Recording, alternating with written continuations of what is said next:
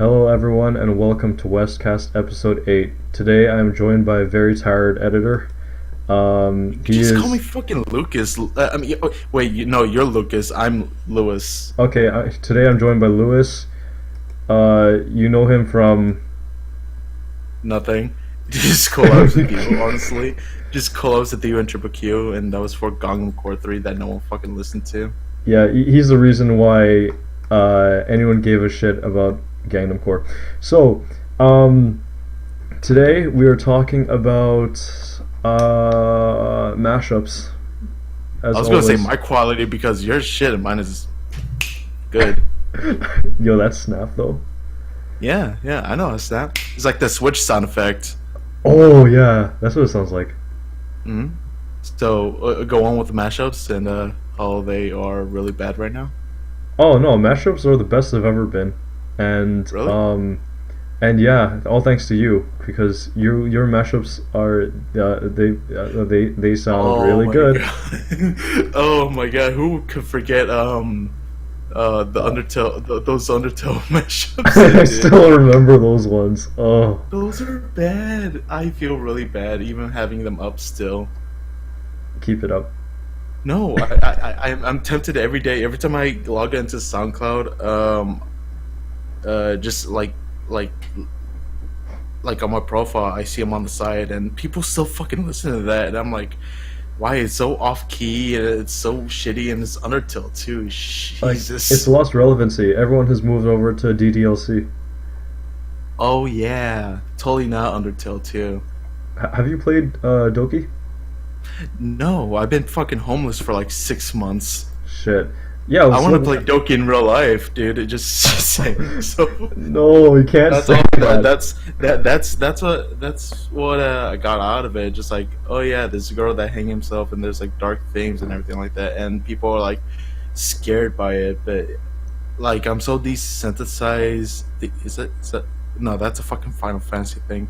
Desensitized of like of gore, gore and jump scares and glitchy video game fucking shit. Like, I don't care. I do not care. Yeah, At because all. Unless it has some characters. you've had to go through a lot of that shit in your lifetime. So like, I'm pretty sure like you're hardened to all that shit already. Dude, when I was like in middle school, I think I'm like 8th grade, I used to go on live leaks all the time. Oh, yeah. Like, yeah. Like, I would see like some Arabian guy like fall off like glass buildings and like split his fucking spine open or Jesus. something like that. And no, it was because have you ever like went to like not like proxy sites in school? Like I saw live leaks while I was like in school.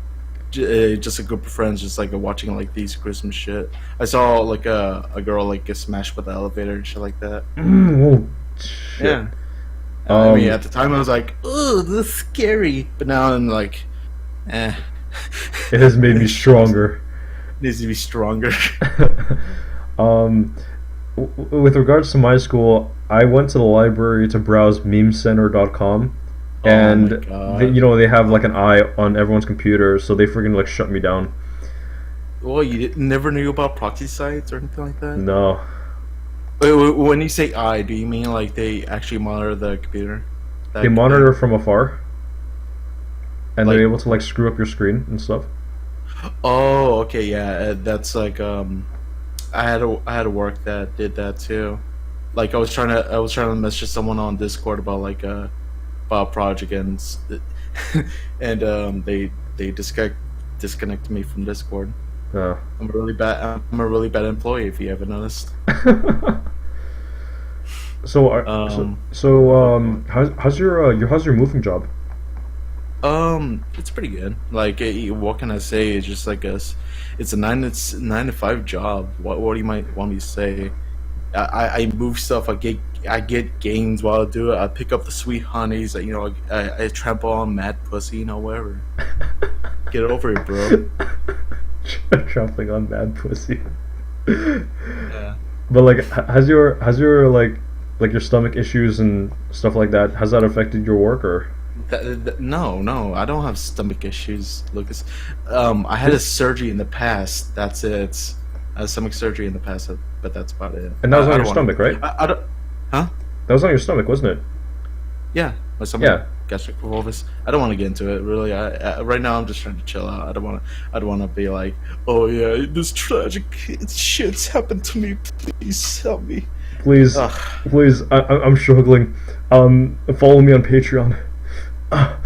No, here's the thing too. Well, I haven't been using Twitter a lot, really. Like from the 6 months, and even now, I don't even use Twitter unless I have to like reply with a funny joke or something like that to like a friend. But I do not want to. Since we're both like quote unquote inner personalities, let's say that, right? Yeah. We put content on the web. For my perspective, I don't want like my personal life and my how you say this, entertainment life. Yeah. I'm a celebrity. I have 200 fucking subscribers.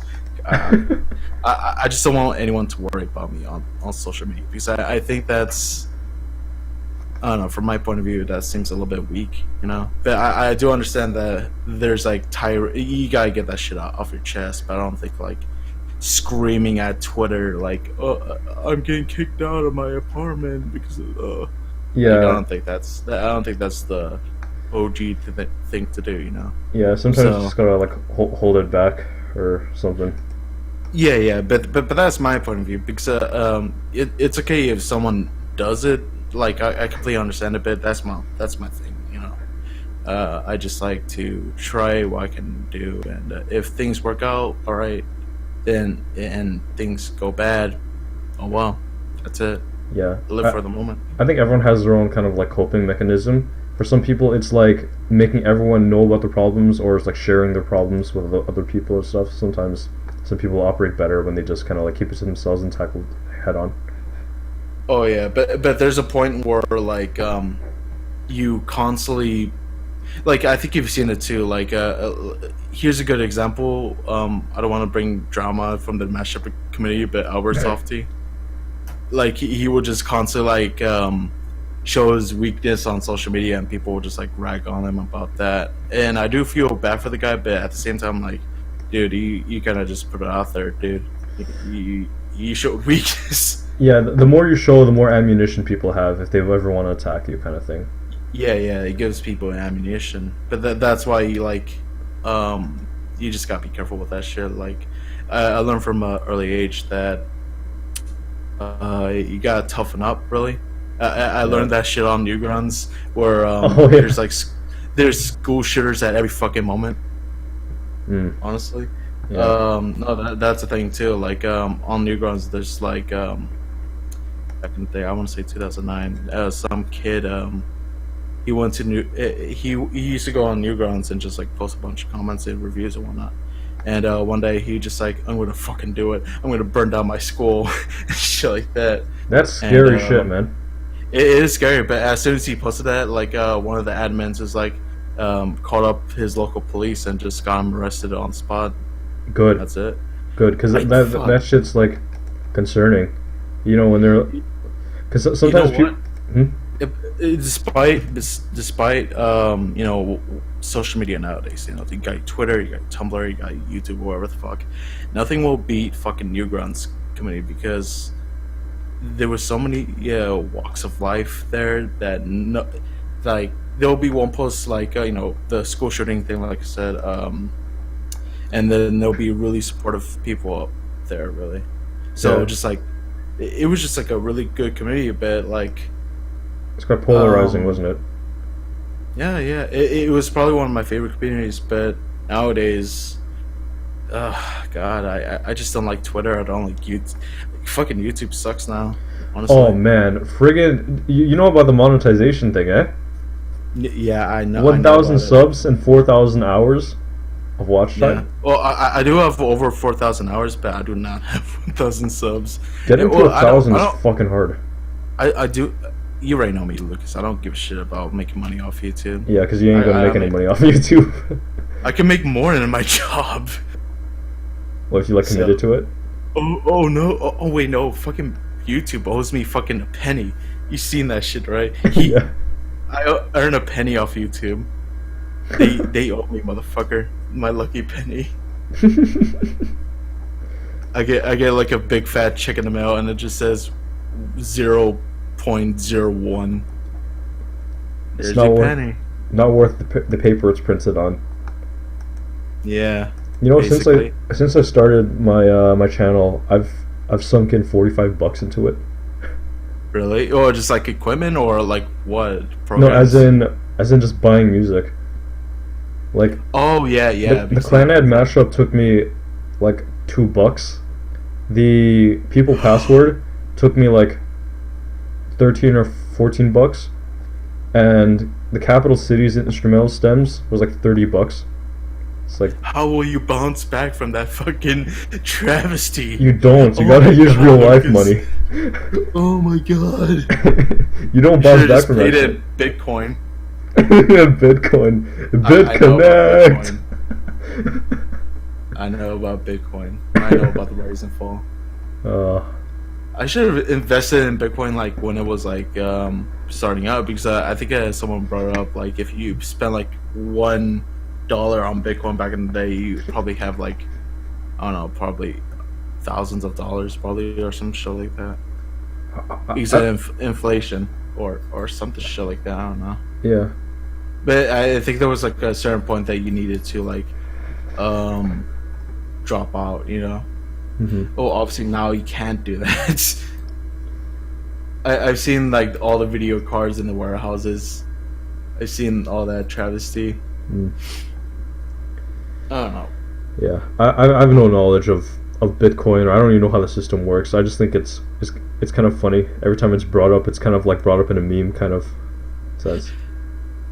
I don't trust my money on the internet, honestly. Like I get like chills whenever I like have to pay an artist through PayPal, because I'm like, oh god, is the PayPal police gonna take my funds or something? What, even like e-transfers you're like not comfortable with, or? Yeah, or on PayPal. I'll still do it, obviously. Like, but there's a chilling thing in my back of my mind, is like, this is not like real life, you know. Oh, yeah. I'm not handing cash to a physical person, you know. Yeah, that's I'm why I like physical checks. I like physical checks. I don't know. It's like, it feels right. Although I'm the same motherfucker that will like pay everything on debit card, so I don't know. Oh. So, god damn it. I'm a wily one, right? I hear that fucking fan. Oh shit. Okay, hold on. Okay, do you hear it now? Talk. Testing 1 2 3. Okay, yeah, no, I don't hear it. Okay, wow. I have to be 2 feet away from my Okay, all right. You sound still pretty good. Like 2 feet away from your computer or from your mic? Oh no, 2 feet away from my computer. Yeah. Nah, that's not bad. It's not like you're doing anything important on the computer, anyways. Oh yeah, I'm not doing anything important. Oh wait, no, you're making a Crazy Frog mashup. I forgot. Oh, it's done and uploaded. I crank that shit. Like, I'm on the SoundCloud right now. I do not believe it. I don't know why that was even a thing. I was like, oh, yo, make a Crazy Frog thing. And it's like, I made that fucking like on Twitter, like people are just ranting you on about the Crazy Frog thing, and I just chime in, it's like, or are you gonna fucking do it, or are you gonna die like a dog, Lucas? Frog Pingy calls for you, Lucas.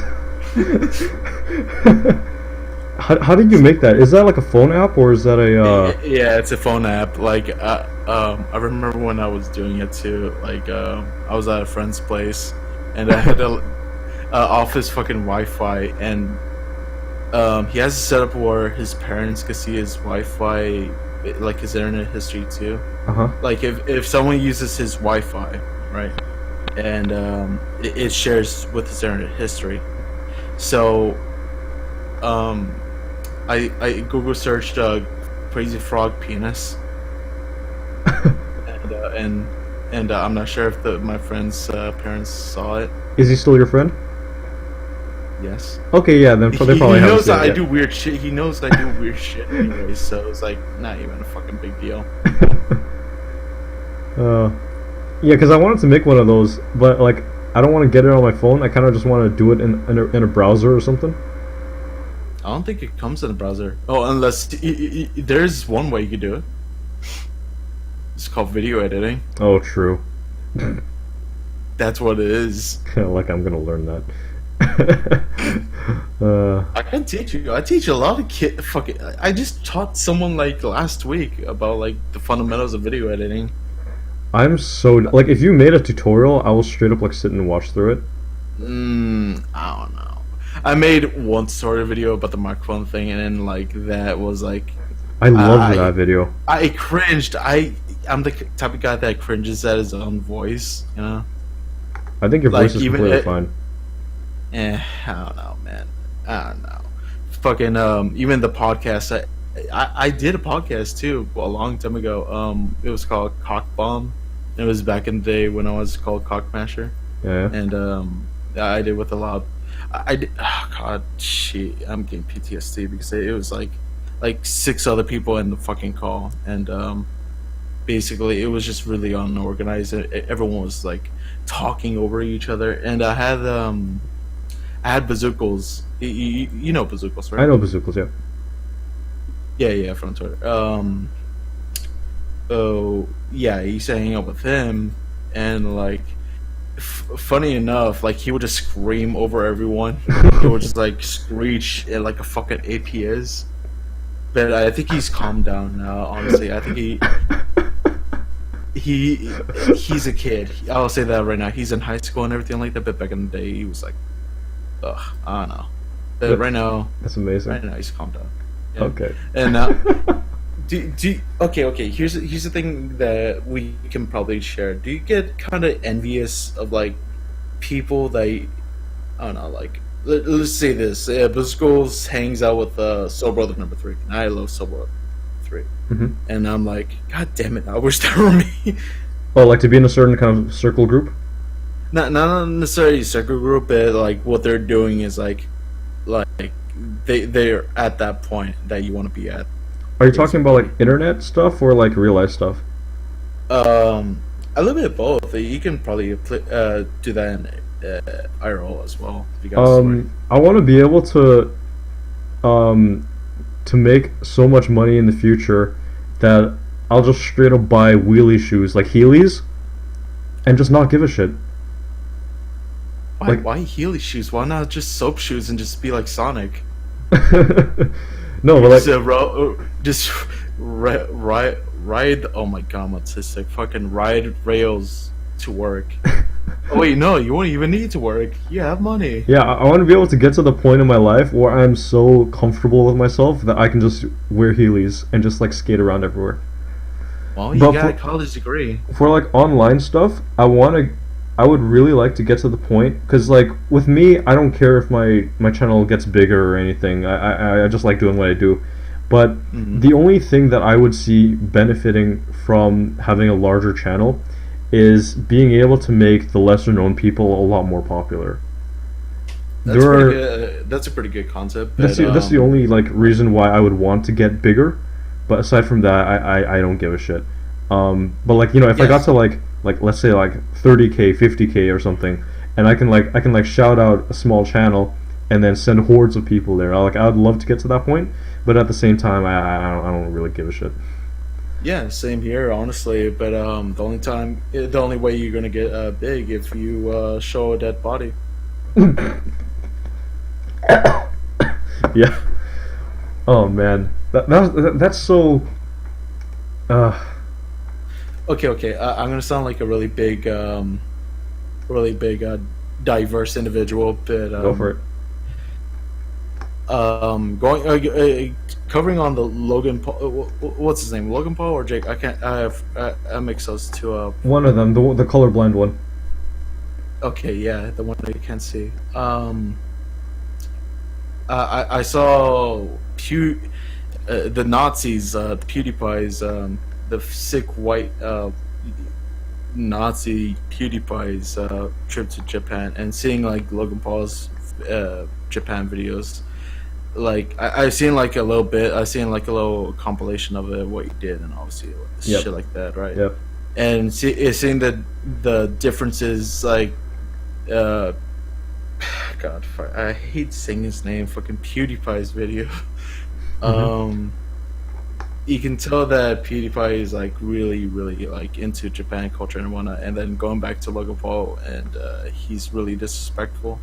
There's like even a shot where PewDiePie is like praying at a shrine all respectfully and everything like that. And I was thinking throughout the whole video, it's like, is he going to make it like a dead body joke or something like that? And I hate like thinking like that, you know, like the bottom of the barrel. Wait, am I rambling? Yes. No. This is Westcast. We're talking about mashups. Continue. Oh wait, this is a mashup then. This is a mashup podcast. You can keep going. No, I'm saying like Westcast talks about mashups, and I'm here talking about like fucking YouTube shit. No, we're talking about mashups right now. Oh, right now? This is a mashup podcast. Okay, continue. Logan Paul X PewDiePie. All right. Yeah. And I don't know. I kind of like the differences that like PewDiePie will just like stay true to himself, and while Logan Paul will just be a dick for views. Yeah. Unpopular. I don't know how to sound that. I don't know how to sound that pretty cool. No, it's interesting to see how different people handle it. Right? I'm just rambling. I'm just really tired right now. It's how different people handle it. It's like, people have been, you've been given internet popularity. What do you do with this kind of influence, right? And if he's being real to himself. Now, here's an unpopular opinion. I don't think Logan Paul's reaction to the dead body was that bad. It doesn't really fit. Because there's I've seen like people like laugh at like what's called as a coping mechanism to like traumatic shit anyways. They do. Like when my grandfather passed away, I don't know, I was although to be fair, he had the option of like cutting it and just like telling it off screen, like, oh my god, we saw a dead body. That'll be okay. That'll be just acceptable. But like the fact like he zoomed in on the fucking dead body, he's like, oh fuck, dude. Yeah, because when you're caught up in the moment, how do you react to that? Everyone has their own coping mechanism. When I received the phone call, it was like, hey, your grandfather just passed away. I'm like, oh shit, and I was kind of like, I was trying to make light of the situation.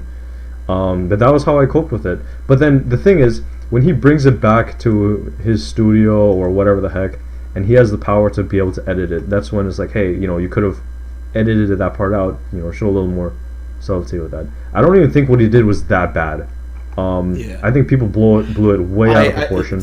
Okay. Here's the thing. I kind of expected it, because here's the thing about like the vlog channels, like going on field trips and whatnot like that.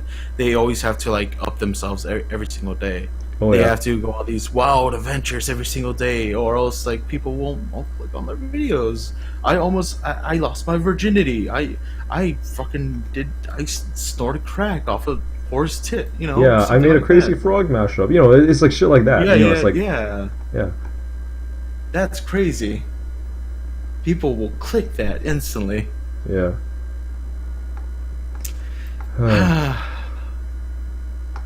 So how you doing? How you doing? Me? I'm just chilling, really. I'm just chilling, and I've been watching a lot of shows, honestly.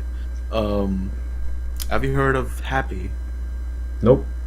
Not the raw emotion that you wish you had. No, I never heard.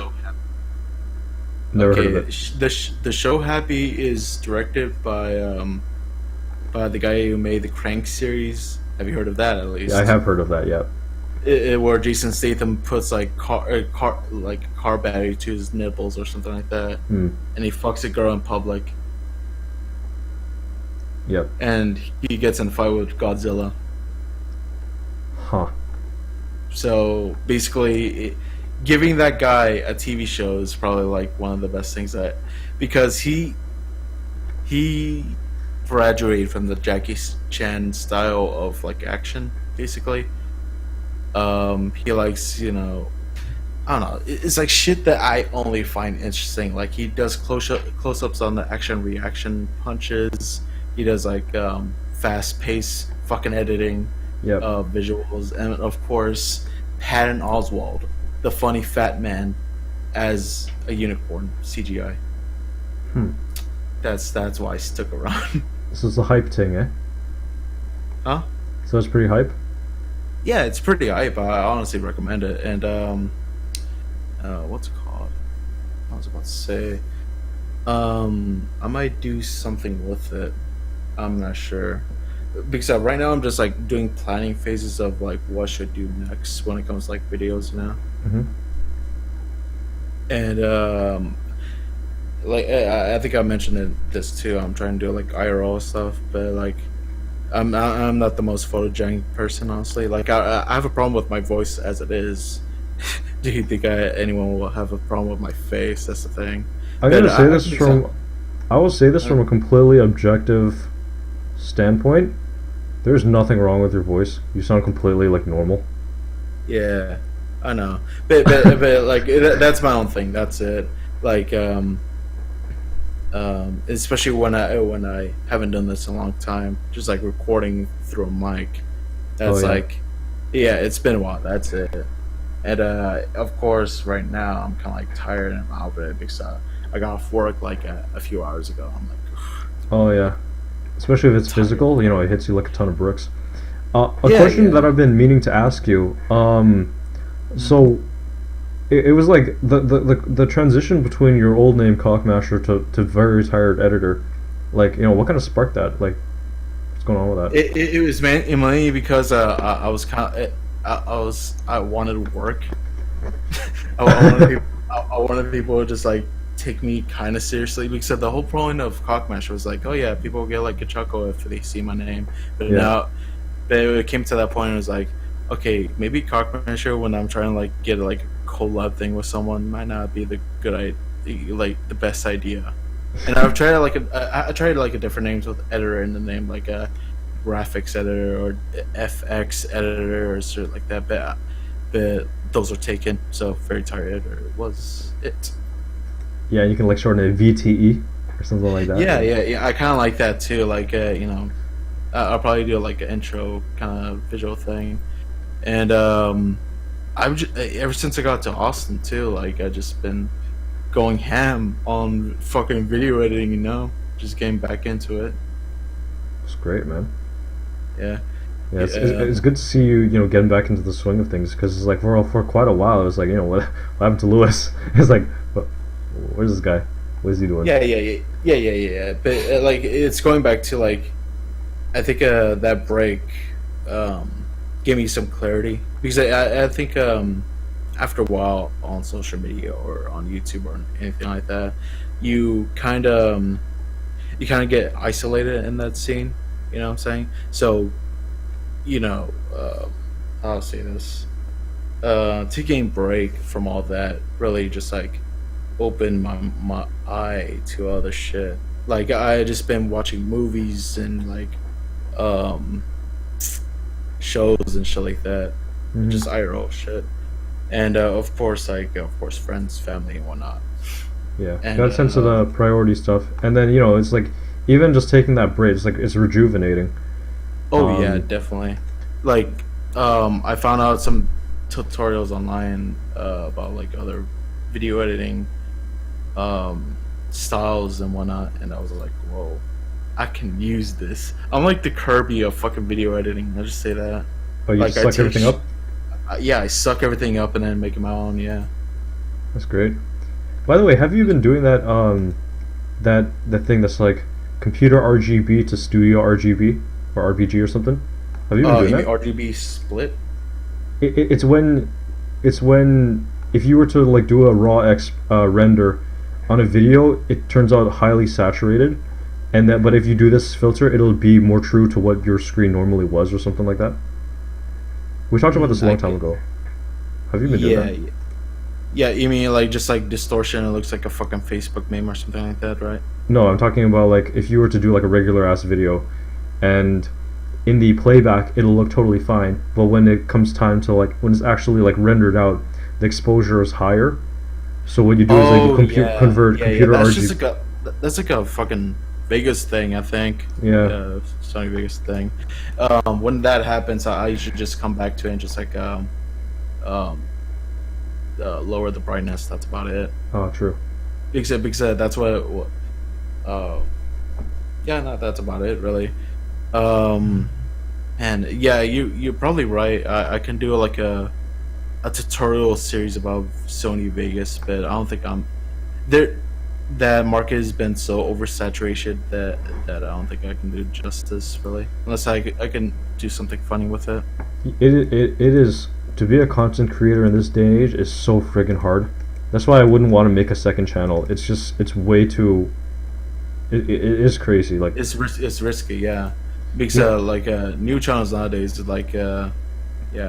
Oh, dude, fucking. Oh my god. Did I ever tell you like one of my friends wanted to be like a fucking Let's Play channel? Okay. Like okay, like it was back when I was at my old apartment in undisclosed area. Mm-hmm. Just say that.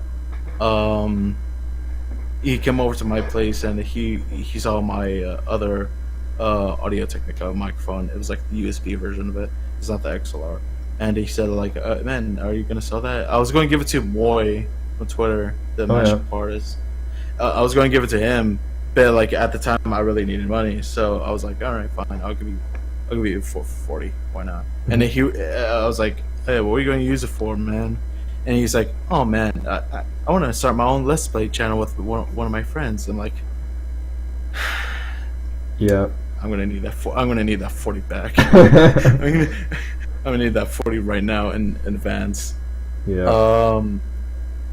That's so disappointing. And then like little cousins too. They want to be fucking Let's Players too. Like when they came over for Thanksgiving, like their inspirations were like Markiplier, PewDiePie, and all this. I'm like, oh no, my gene pool, my legacy. Yeah. Been tainted. Oh god. Oh yeah, it's like, you know, to be like a Let's Player, it's such a, you know, it's interesting because, you know, you get to be yourself, or well, I mean, well, maybe not, but like you get to, you know, be in front of the camera, or you get to commentate, and you got to do what you like doing. It's like playing games, right? People can people can make it work. Like let's say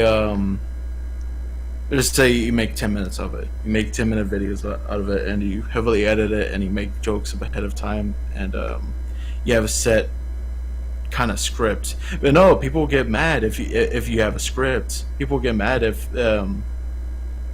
you think ahead. It has to be all raw deal. It has to be all improv, and that's the thing. I don't like Let's Plays all that much anymore. I think back in the day when I was a slouch. Back when I was like 16 or something like that, I used to watch like fucking Let's Plays or some shit like that. Mm-hmm. But nowadays I'm like way too busy. I don't even have time to watch the Westcast. How am I supposed to like watch podcasts? Firstly, fucking Let's Plays shit. Firstly, no one should watch Westcast. Also, here's the checkpoints of the podcast. If you made it this far, type in "You're already dead." The last, type in "You're already dead," or the Japanese version of it, "Omae wa shinderu," and type that in the comments to prove that you actually support this. Okay, back to the topic. So do you usually do this? Like, what is ew? Yeah, so we have checkpoints, right? So like, if anyone comments anything other than the checkpoint, is like, oh, you didn't listen. What if they're like walking their dog and you tell them to do that, and like they're typing on their phone, and like a oncoming car hits them, and the last thing they type out is like, "Lol, I did this." Their last words will be on Westcast. Oh man, that's a grim situation. What were we talking about again? Oh yeah, that's right, Let's Players. So. Funny Let's Players. I know a lot of people who are getting into content creation, and like real life people that are getting into content creation. My friend's like, "Hey, I want to make a Let's Play channel," and I'm like, "Hell yeah, you know, good luck." No one. Okay. Here's the thing. No one should strive to be a Let's Player. People should strive to like make like entertainment. I'll just say that. Yeah, make the content. Because there's something worse than Let's Play channels. There's also video essay channels. Video essay channels are like heavily. I'll say that they're heavily edited, but they're also shit. Like are those the ones that are like scripted? Yeah, they're scripted, but like they get their resources from like a wiki or some shit like that, you know. Oh, it's yeah. like literally reading paragraphs off some sites and some shit they know off their head. Yeah, I hate that shit. It doesn't take fucking effort. I've tried it too. I'm like, I want to be challenged. I want some creativity with my shit. I've seen some guy making a video essay about how video essays are shit, and I was like, okay, man. I had a brain aneurysm for a second after watching that video.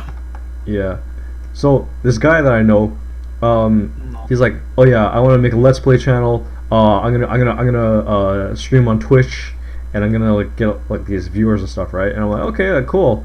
And I'm like, so what? Do you have like a microphone? Are you gonna be doing commentary? And he's like, no, I'm just gonna be playing the game. And I'm like, huh?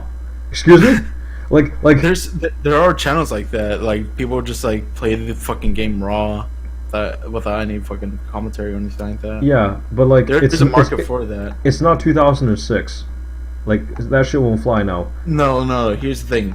Why would you pay for a game when you could just watch someone else play the game? But then if you get commentary on it, then that's all the more, that's all the better. No, because people just don't like other people, and they just want to play they just want to fucking watch the funny video game. I don't want to watch slide 3 themes among.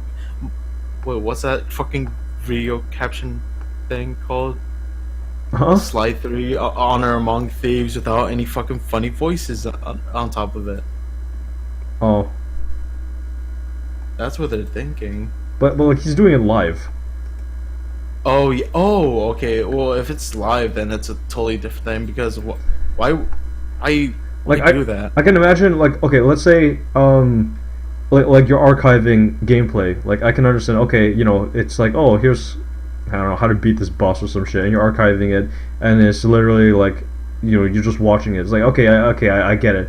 But if it's like, oh yeah, we're gonna enter into a regular match. Like let's say, we're playing something like Overwatch, and then there's no commentary in it whatsoever, and he's playing for the 6 skills. He's doing for the 6 skills. Yeah, people and want to see his 6 skills. And I'm like, you have a microphone. Why don't you do some commentary if you're gonna be like, doing some Twitch live stream? It's like, no, but I gotta listen to the game sounds and stuff. So it's like, why should anyone watch your video then? You don't realize you could just play you have headphones. You could get headphones or some shit like that. Yeah. Anyways, there's another guy.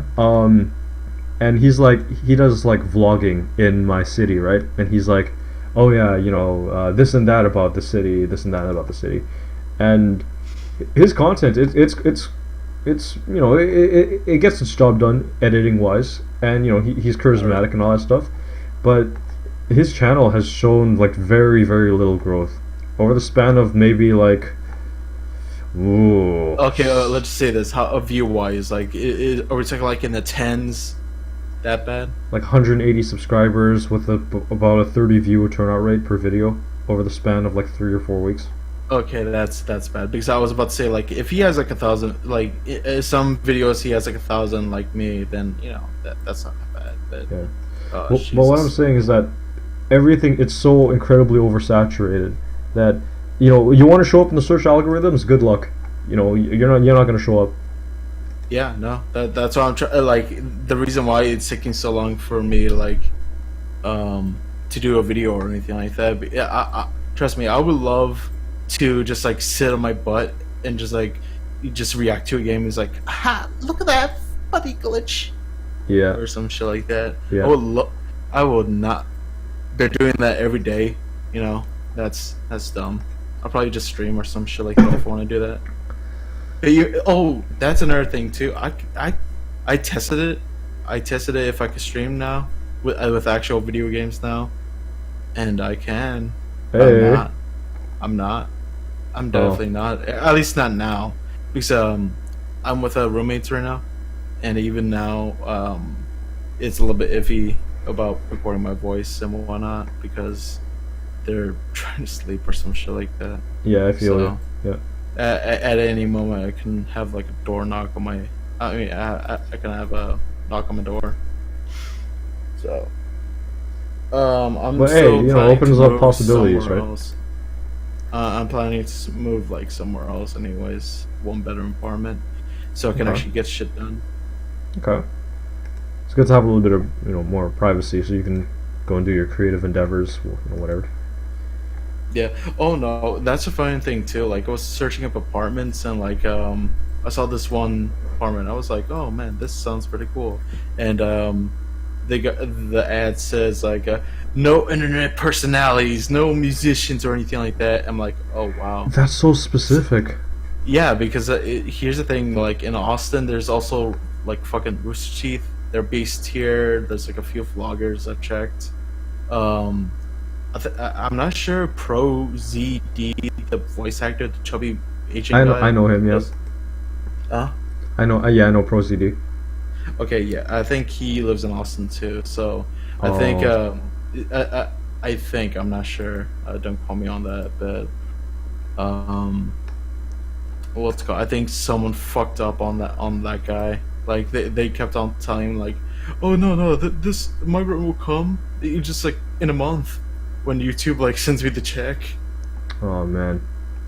That's kind of rough. I feel bad for people. Like I could understand. Like I completely understand. Like when people like shill out their Patreon, when people like shill out like their products and whatnot like that because they're just starving. Yep. Honestly, they're not making money off YouTube, so they have to whore out. Yeah. And I'm here like, oh man, I'm having a time of life. I'm gonna get a cheeseburger in a minute. I'm gonna get some fucking chicken nuggets, Mhm. something like that. I have the power now. You got that freedom, you know. Well, to an Oh extent, yeah, right? Yeah. to a certain extent, like going to uh, across town every single day, wasting a shit ton of gas is a hassle. But you know, I'm still planning to move closer to my job, anyways. Okay. But enough about me. Let's talk about you. Okay. You Uh, recently quit your job. That's the yeah. thing. I didn't like my job. I didn't like um how I was treated there. So Like yeah. also like you never went to detail like Oh, if verbal abuse. verbal abuse. Yeah. Because I have a Japanese friend that when he went to work, like his superiors call him Chino, and Chino means like they're derogatory term for Japanese and Mexican. So it just like it's pretty much the end bomb for like Japanese and Mexican. Oh shit! I had no idea. Yeah. So yeah. He's the type of guy that takes anything. Honestly, Yeah. he's a really cool dude. Or I'm sorry. I'm sorry. Go on. Yeah, but like it's with the place that I was working at, it wasn't because you know the field that I'm in, like the professional field, it's complicated. It's very difficult to learn, and the learning curve was extremely steep because it was like a really busy time, and I just didn't like being like you know, it's a 9 to 5 job, right? But even if Yeah. it's 9 to 5, why am I pulling in 68, 70 hours a week? You know, the crazy amount of overtime and no extra pay for that. And then, you know, sometimes, you know, I'll get called up by my supervisor 4:30. You know, it's like half an hour before I'm supposed to get off, right? And then he'll just lecture me for 2.5 hours, and I leave at And you 7. went to school for that, right? What? Yeah. You went to school for Yeah. So that already then is like fucking why. So I didn't like how I was treated. A lot of the criticism was personal, and I wanted to quit for about 4 months until finally, when that 2.5 reprimand came in, 2.5 hour reprimand, I was just like, you know, I'm fed up. I'm quitting, and that was the breaking point. And because like emotionally, I was messed up. Like my family was like, hey, you seem to be lacking, empathy. You seem to be like lacking a lot of these human traits that you used to have but aren't there anymore. And then that that kind of like Okay, sank okay, in. okay. Hold on. How old are you specifically? I'm 22. Okay, okay. That is the most reasonable age to be like that, honestly, because you're at that age where like you don't know what you're gonna do, and like your parents shouldn't be like be ragging about you about that because I'm pretty sure they went through the same thing. Yeah. Well, I do know what I want to do, and I do know the direction. And I know how to get there. Yeah. Right now, I'm just kind of recovering, but yeah, it was. I was like sad all the time. I was very stoic. I don't know. I wasn't me. I wasn't as happy, and I was taking it out on people and stuff like that. And Yeah, no, people. There's people that go. I went through that shit. Like, it's not fun. But it's like, terrible. It affects the people around you. You know. yeah, yeah. It does. It sucks. But like, it's a change that most people go through. Like, people have the most pristine lifestyle, and like they get along with their parents, and like their parents don't rag on them. But like, with people like you and me, like we're fucking strugglers, so we gotta deal with creative shit, providing content, and then as well as dealing with The real life shit. interpersonal, yeah. Because my parents are extremely chill. They're really chill with me. Yeah, I would argue too chill. So a lot of the pressure that I do is brought upon by myself. Like I bring it upon myself, and yeah, I found that because of what was happening at work, it affected who I was outside of work. Like just feeling anxiety all the time, considering therapy, thinking a lot of negative thoughts, and just breaking down and stuff like that. I thought this is not good for my mental health. I gotta look out for myself. And ever since I quit, there have been moments where I've regretted it, but overall, I'm just a lot happier now. And yeah. just Well, honestly, just get like a job that like basically like has some creative freedom. Basically, I want to say because like let's just say this job I have right now is pretty good for me. I can just be by myself and like jam out to music, and the boss will be like cool with me. As that's long as you have ideal. like cool coworkers, cool bosses, and shit like that, I think you'll be set. Yeah. Because the mundaneness of like going to like a 9 to 5 job will fucking break you down for anyone really. Because my Um, job wasn't just a desk job, it was a physical job as well. Like yeah, because as a building technical consultant, if I have to climb into, there would be a day where I'd have to climb into like 56 balconies, so use like a really tall ladder, go to the second and third story, maybe have to climb on a roof that day. It puts me at risk. Once I refused, how you have the right to refuse unsafe work, right? yeah. I was like, man, the only place that I can put this ladder is resting off of this rusty downspout, and then I hardly have any clearance. I Dude, to like I used to do like shingles for like fucking billboards, and they're like again 2 or 3 stories tall. So yeah I do know the feeling of like, well, am I gonna die today? Let's see. yeah like I refused unsafe work, and then I went back and I'm like, hey, I couldn't review this. I reviewed it from the ground, but I couldn't review it up there, and then I got shit for that. I got shit for unsafe work. It's like it's my right. I'm allowed to do this. You It, should just went to your boss and like, hey man, you want to see a dead body? you know Because yeah that's what you're asking for. yeah because workers comp. Oh boy. Um, but my boss was very supportive of me. It was my supervisor, and I've asked like, hey, can we switch Yep. supervisors? And he's like, given the projects and all that stuff.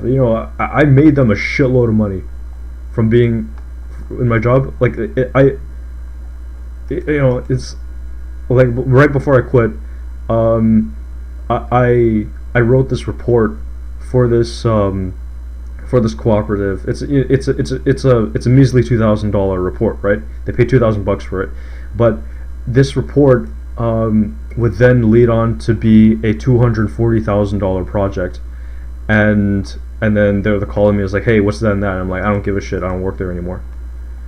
You know, it's So did you get a cut for that? no, it's salary. I don't make any extra. But yeah, like Fuck. people like my reports that I've been writing for clients, they run upwards like $8,000, $10,000, and you know I'm making them a shitload of money compared to you know how much I'm actually getting paid, right? But yeah, like it was a lot of pressure, and you know just being ragged on and shat on constantly. Not even constructive criticism, just straight up personal attacks. I hated that shit. And Yeah, no, and I've been jobs where it was exactly what you're saying. Like people would just like rag on you and shit like that. It's not fun. it's But terrible. like, but you need a paycheck, man. You gotta do it. But Yeah. like, but it comes to a point where like, man, is the paycheck even fucking worth? Is like 400 a week even fucking worth it or something like that? You know? Yeah, you gotta ask yourself these questions because you know, like for me, I was able to make enough in the job to like keep me for now, and like I'm not a big spender at all. I hardly spend money on anything.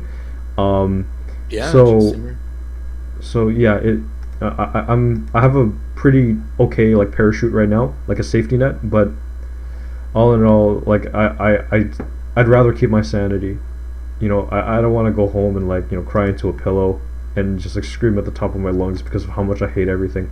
You know, Yeah. it's a terrible feeling, and I'm sure a lot of people go through that. But I don't know. I guess I just don't have that resilience to dealing with that kind of level of shit.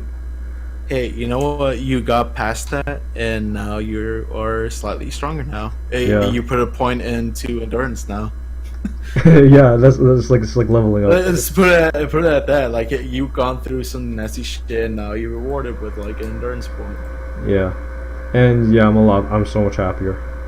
Yeah. I don't want to look back Now at now this. you can focus on music now a little bit more. Yeah, like I've been learning more music stuff, and well, I mean, like none of it's translating into like main channel uploads, but you know, I'm learning more. Like right before I was talking with you, I was teaching Zach how to do pitch shifting and stuff. Like you know, it's Oh stuff yeah, here and there. I took a little snippet. I was thinking about joining the live stream, but I had like to take a shower first, and by the time I got out, I was like, oh man. I Yeah, was no going to do worries. a sick Captain Phillips pun, and it's like, I am in control of the ship now. I am in charge of the ship now. And then just like leave, and then it's like, Yeah. I'll be like, hey, have you finished that fish frog mashup? It's like, no. Okay, bye. frog pingy calls for you. Sorry, what was that?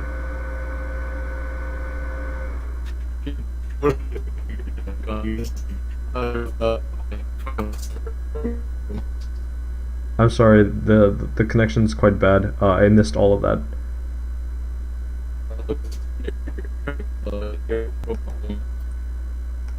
What the hell? Okay, hold on. I can't hear you at all. I mean, like I can hear you, but it's very choppy. Try now. Yeah. Perfect. Okay. Yeah. You. Perfect. Good. That's pretty good podcast quality right there. Yep. I'm pretty sure you could cut that out too. It's Video okay. This itself. goes straight to YouTube. Okay, so anything else you want to discuss? Like you already talked about your depression, and let's talk about some happy things. Like, have you watched anything really? Have I been watching things? Yeah. Just some anime, but aside from that, nothing really. God, here's the thing too about me. Like I won't say I completely given up on anime, but like there's so much shit now that I just don't care about. Like I know Pop Team Epic is like a big thing right now, right? There's too much And, shit to watch out there, man. honestly, like, just yeah, I have a high standard now. Like I know what's up. I know what good writing is. I know what. My last favorite show was from last season, Kikai Sensen season 2. Oh yeah. But even then, like that season was like, kind of like a slice of life thing where they just like went on adventures of each character, and I thought that was pretty cool. With the overall story, it didn't add anything really except at the ending. Mm-hmm.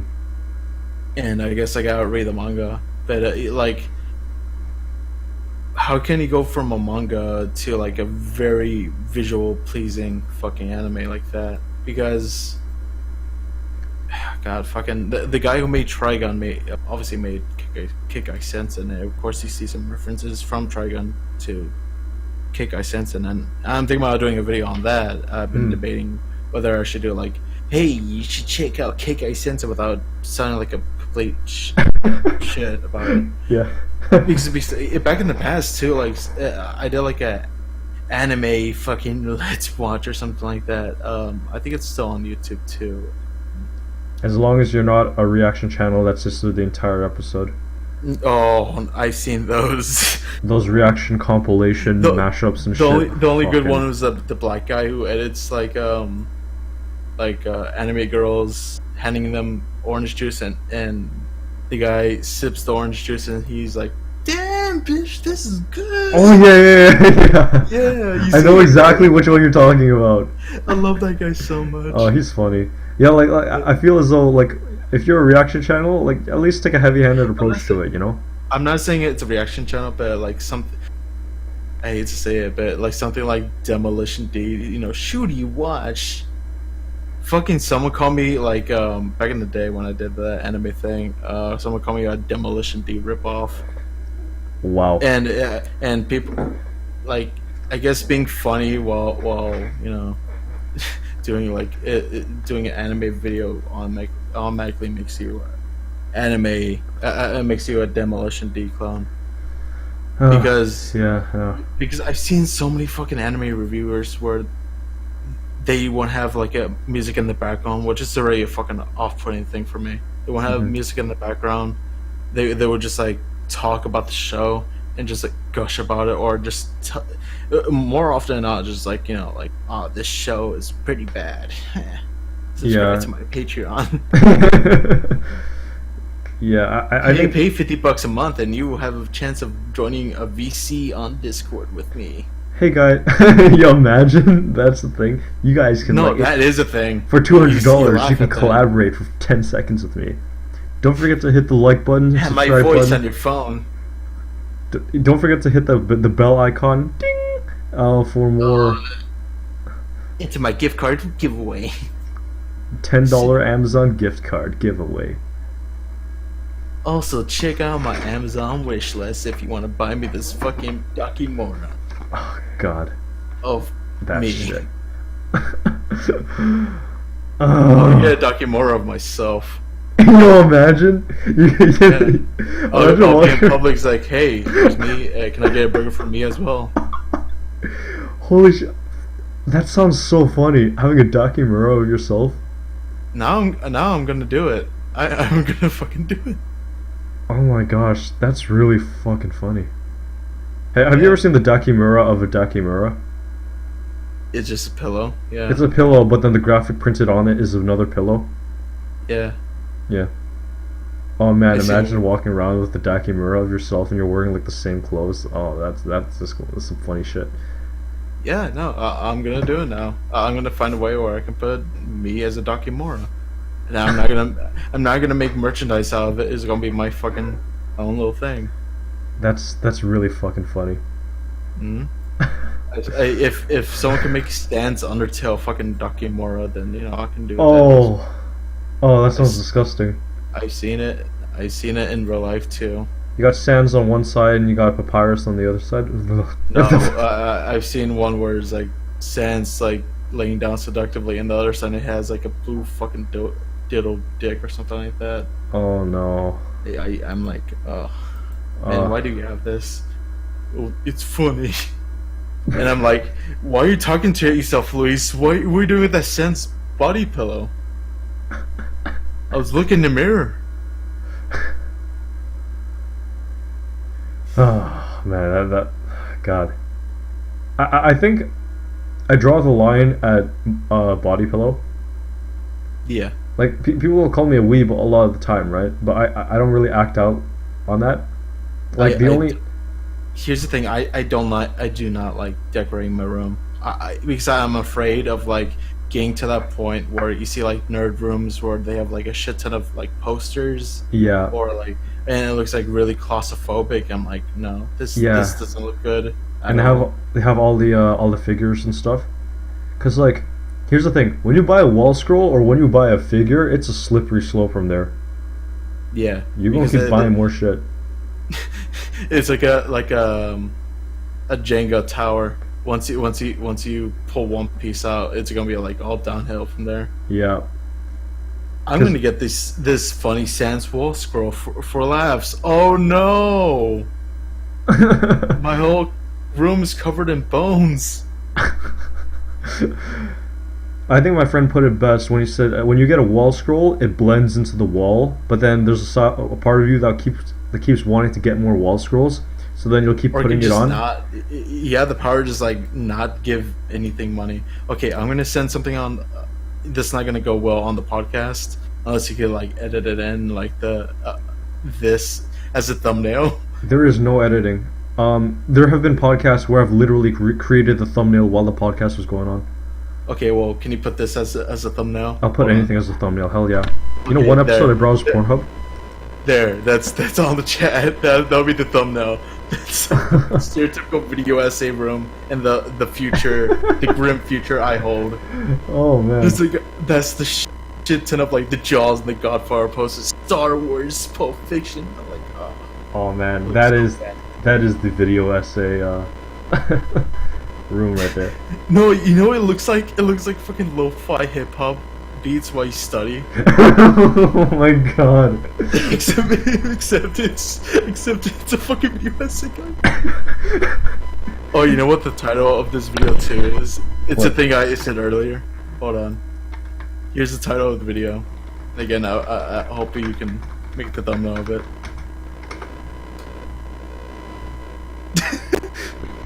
Let's see. Video essays are dumb. maybe not the title because we got like a consistency going on. Maybe in the description. I'm down to put that. Oh, actually, you know what? I have an idea. I'm gonna make the thumbnail right now. It's gonna be great. Okay. Okay. It's gonna be great. Oh wait, no. You could put like our YouTube channels as their fucking as a posters. That requires editing. This is getting uploaded tonight, you know. Oh, okay. Okay. There's no editing for this.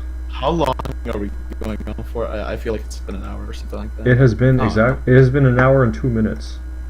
We can go for a little bit longer. I got some other stuff to say. I'm down. We had a podcast that went on for 3 hours one time. Oh God, who has the fucking patience to watch that? No one. That's why, like you know what's interesting? Viewer retention.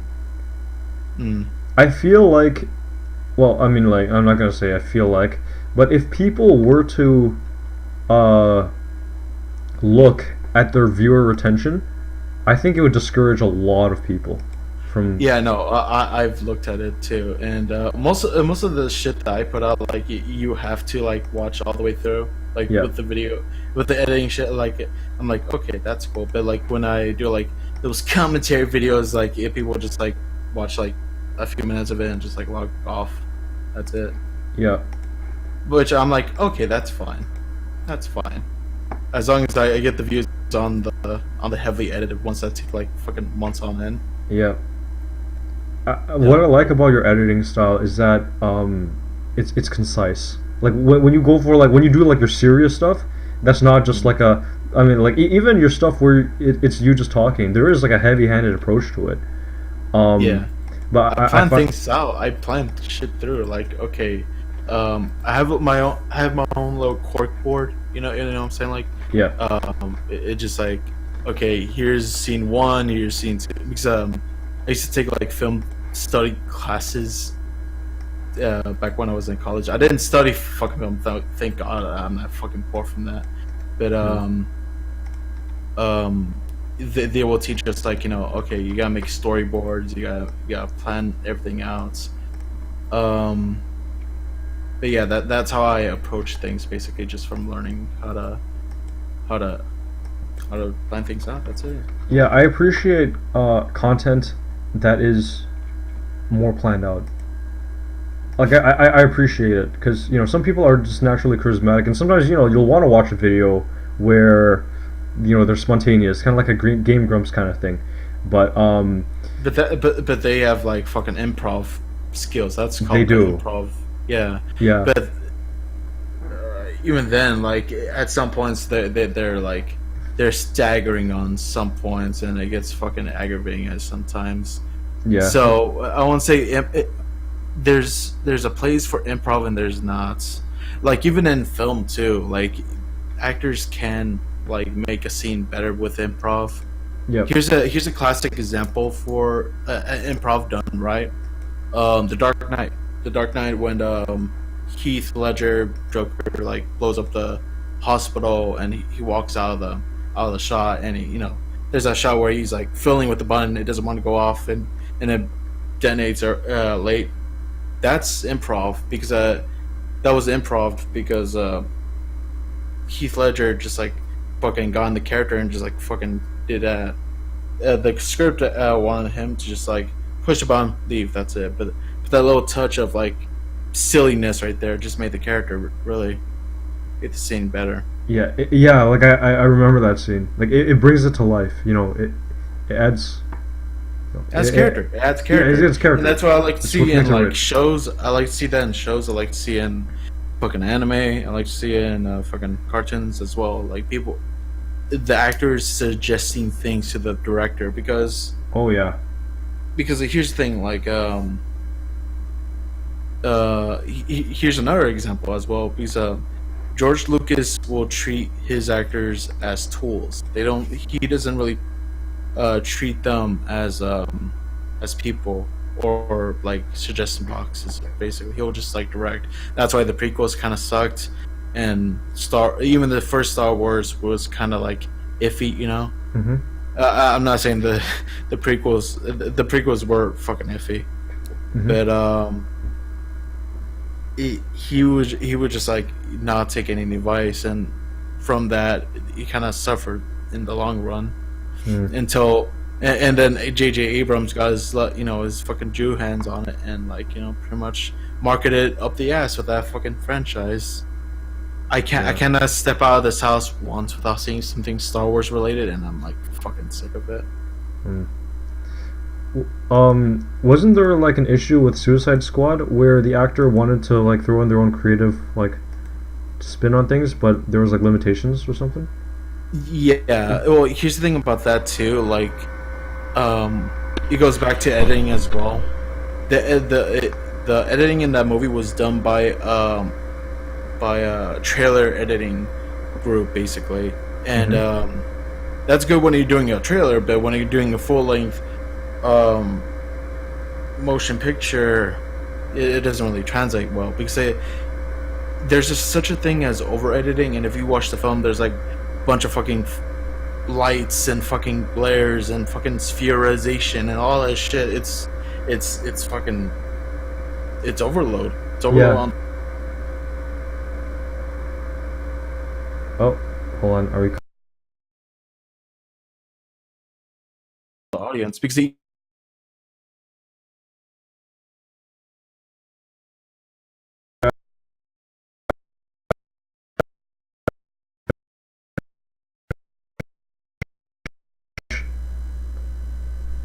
OBS is still going. Test, test. 1, 2, 3. Okay. Okay. Now let's see if Lewis is still. Oh my God, what's going on? Holy shit. Oh God. Why is this little test, test, 1, 2, 3. Test. Lewis? Hello? Okay, hold on. Oh God. This is definitely a Westcast. Okay, let's try this. Oh, good. Hello? Yeah. Okay, great. Oh, phew, my computer was like messing up. Do you think it came up on it? Like, did it catch when I was oozing about Jackie Chan? I didn't hear anything about Jackie Chan. For the last 30 seconds, all that is gone. Yeah. Oh my God. Yeah, sorry about that. Yeah, you can go on about that though. Where did I leave off then? Over editing. Okay. Okay. What was the question again? We were talking about how Star Wars and Suicide Squad over editing, spherical. Something. Oh, okay. Because if man, I'm saying like the trailer house had to work a lot with that. They didn't know the knowledge of like how to make like a film, an Yeah. actual film. And there was like plenty supposedly from what was that actor's name who played Joker? Fuck, John Leno. Fucking no, that's a Chin guy. Shit. You know what I'm talking about, right? Fucking the Joker. The Joker said. Um, the Joker said. There was plenty of footage to make like a Harley and Joker film Yep. primarily. Yep. There was a bunch of fucking shit left over, but since they didn't use it, and like I think the film would have some characters' motivations would have been clear if they just like stayed on shots a little bit more or something like that. Even do some reshoots, which they did. They do a lot of the reshoots. They did a shit ton of reshoots of that fucking film, and it's a big warning sign when you hear about reshoots, especially when it comes to like a big motion picture like that. Because even with Star Wars, let's say the Last Jedi, months before, they fired the director beforehand, and they hired some the new guy they got, Elliot Rogers, right? Oh no, that's a school shooter. Shit. Oh, shit. Jeez. Elliot Rogers came back, directed Star Wars. Oh my god. No. Fuck. I'm really bad with names. All right. It's okay. It's late. They hired some guy and they had to do like 90% of the movie reshoot. That's it. Oh, and man. it's a big red flag. And when the movie came out, people fucking didn't like it or liked it. It's mixed between. Here's the thing with me. I did not see it. I did not care. I don't care about fucking Star Wars anymore. I didn't care in the beginning too. I'm a Star Trek guy. Oh yeah.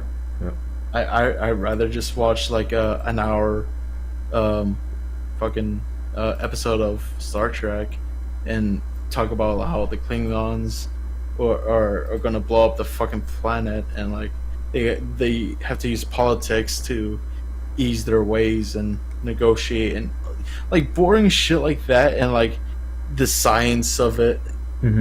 That gets me.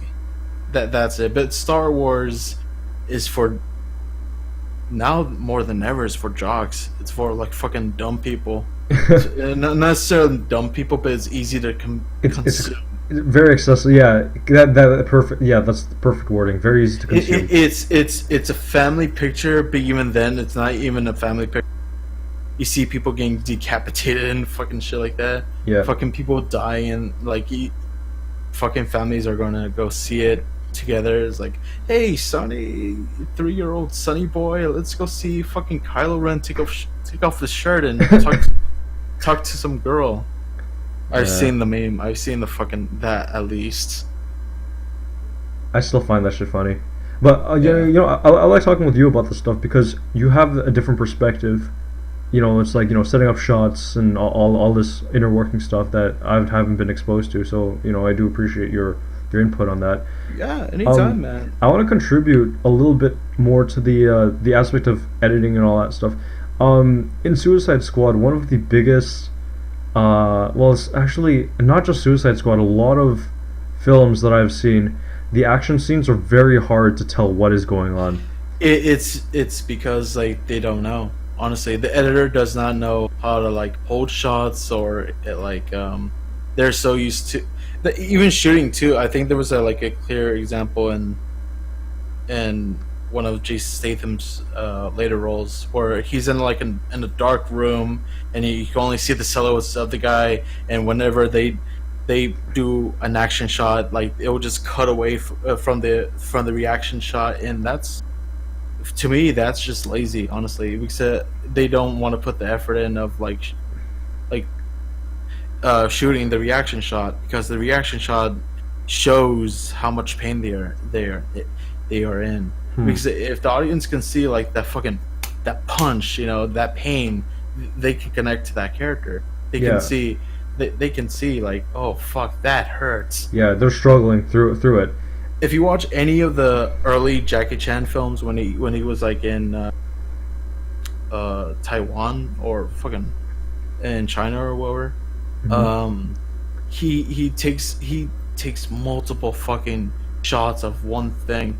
There's a good example when he's like directing Enter the Dragon, I think, or something like that. And there's a shot where he's like flipping a fan over and over again just to get that perfect spin, Yeah. and it takes time and it takes money for that shot, but he doesn't fucking care. He wants that fucking shot because he understands clearly what the audience wants. The Yeah. audience wants to go in a Jackie Chan film and be like entertained. They want to fucking feel that adrenaline rush. Yeah. And I think that the guy who made Crank and Happy gets that. People like him gets like what Jackie was trying to say all those years ago. But it's sad to see like Jackie like coming to America and like getting like less freedom. Ironically, It's more structured kind with, of thing, you know. no, it's because it's just time and money. That's it. People Oh. people don't want to get like actors can be kind of bitchy too because they'll complain about like, oh, it's too hard. I don't want to do this other take and whatnot. Okay, whatever. You're fucking fired. Go fucking home. We'll just reshoot the whole fucking thing. Why not? Mm. He wants to do that, but he can't because the actors take money. The Yeah. actors take time and money. That's it. That's understandable. Um, yeah, because all about getting that perfect shot. I want to talk a little bit more on that. So yeah, I've seen a lot of like fight scenes in dark rooms where all you see is movement and you don't really see, you know, the hits connect, or you don't see like what you mentioned earlier, like, you know, the actual struggle they're going through. There's this Yeah. one movie that I saw recently. It's called Old Boys. It's a Korean movie. Oh boy, dude, I love Old Boy. They Dude, have I this. love- There's this one fight scene that I'll never forget. It's a simple cross section down a hallway, Mhm. and the camera is just slowly panning and tracking the guy, but then it's like a mob of people like trying to like take down this one guy, and it's all Yeah. done in like one shot.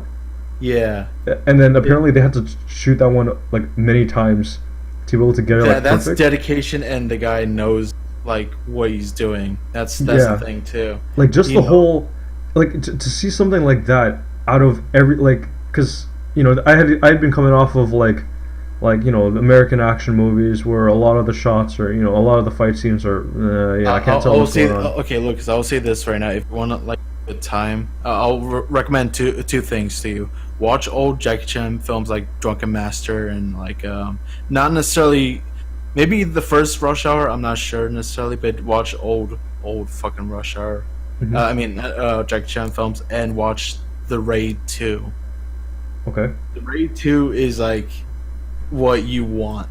This is the movie that you want. You don't have to watch The Raid.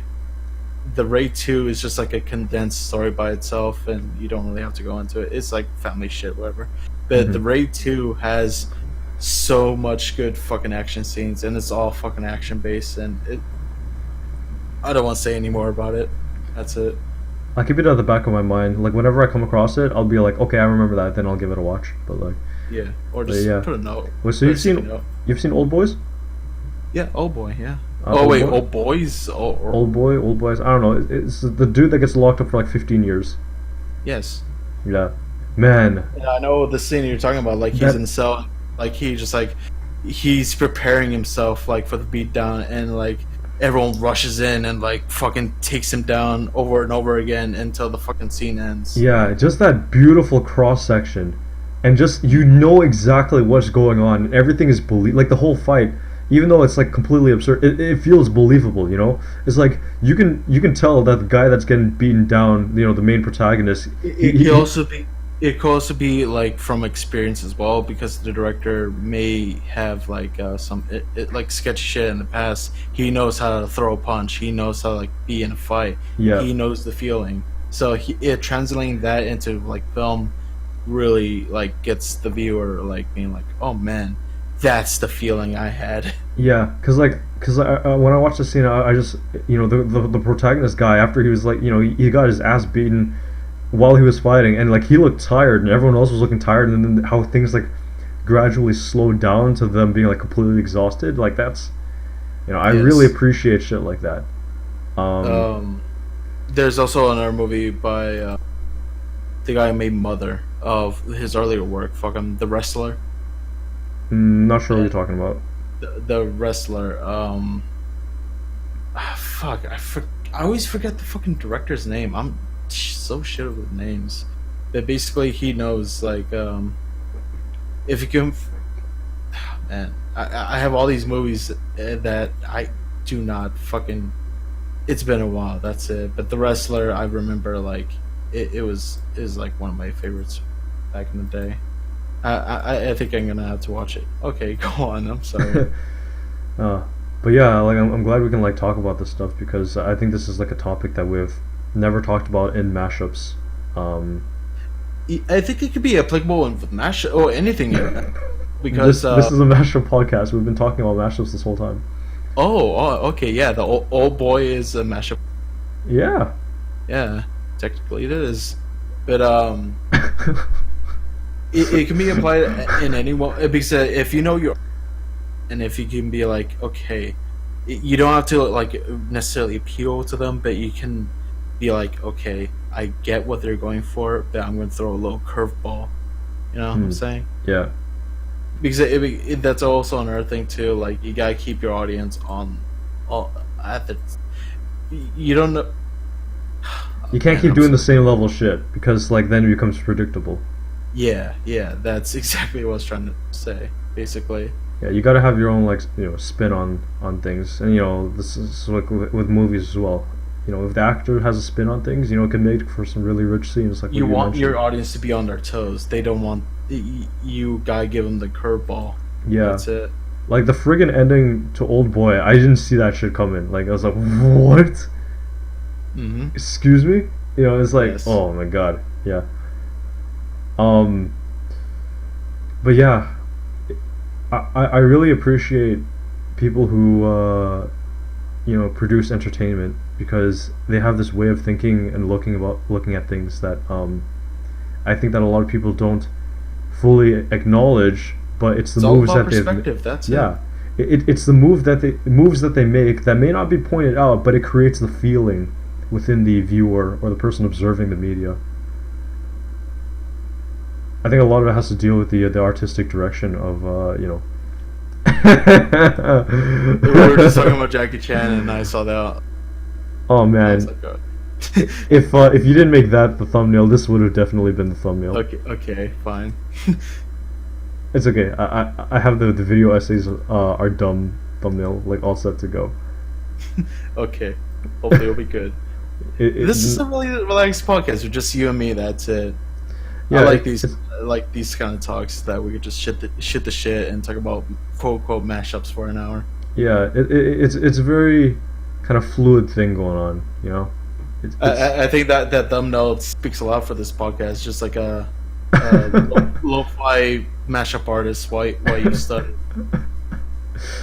Yeah. Can that be the video title? Lo-fi or some lo-fi mashups while you beat your meat. Lo-fi mashups while you beat your meat. Yeah.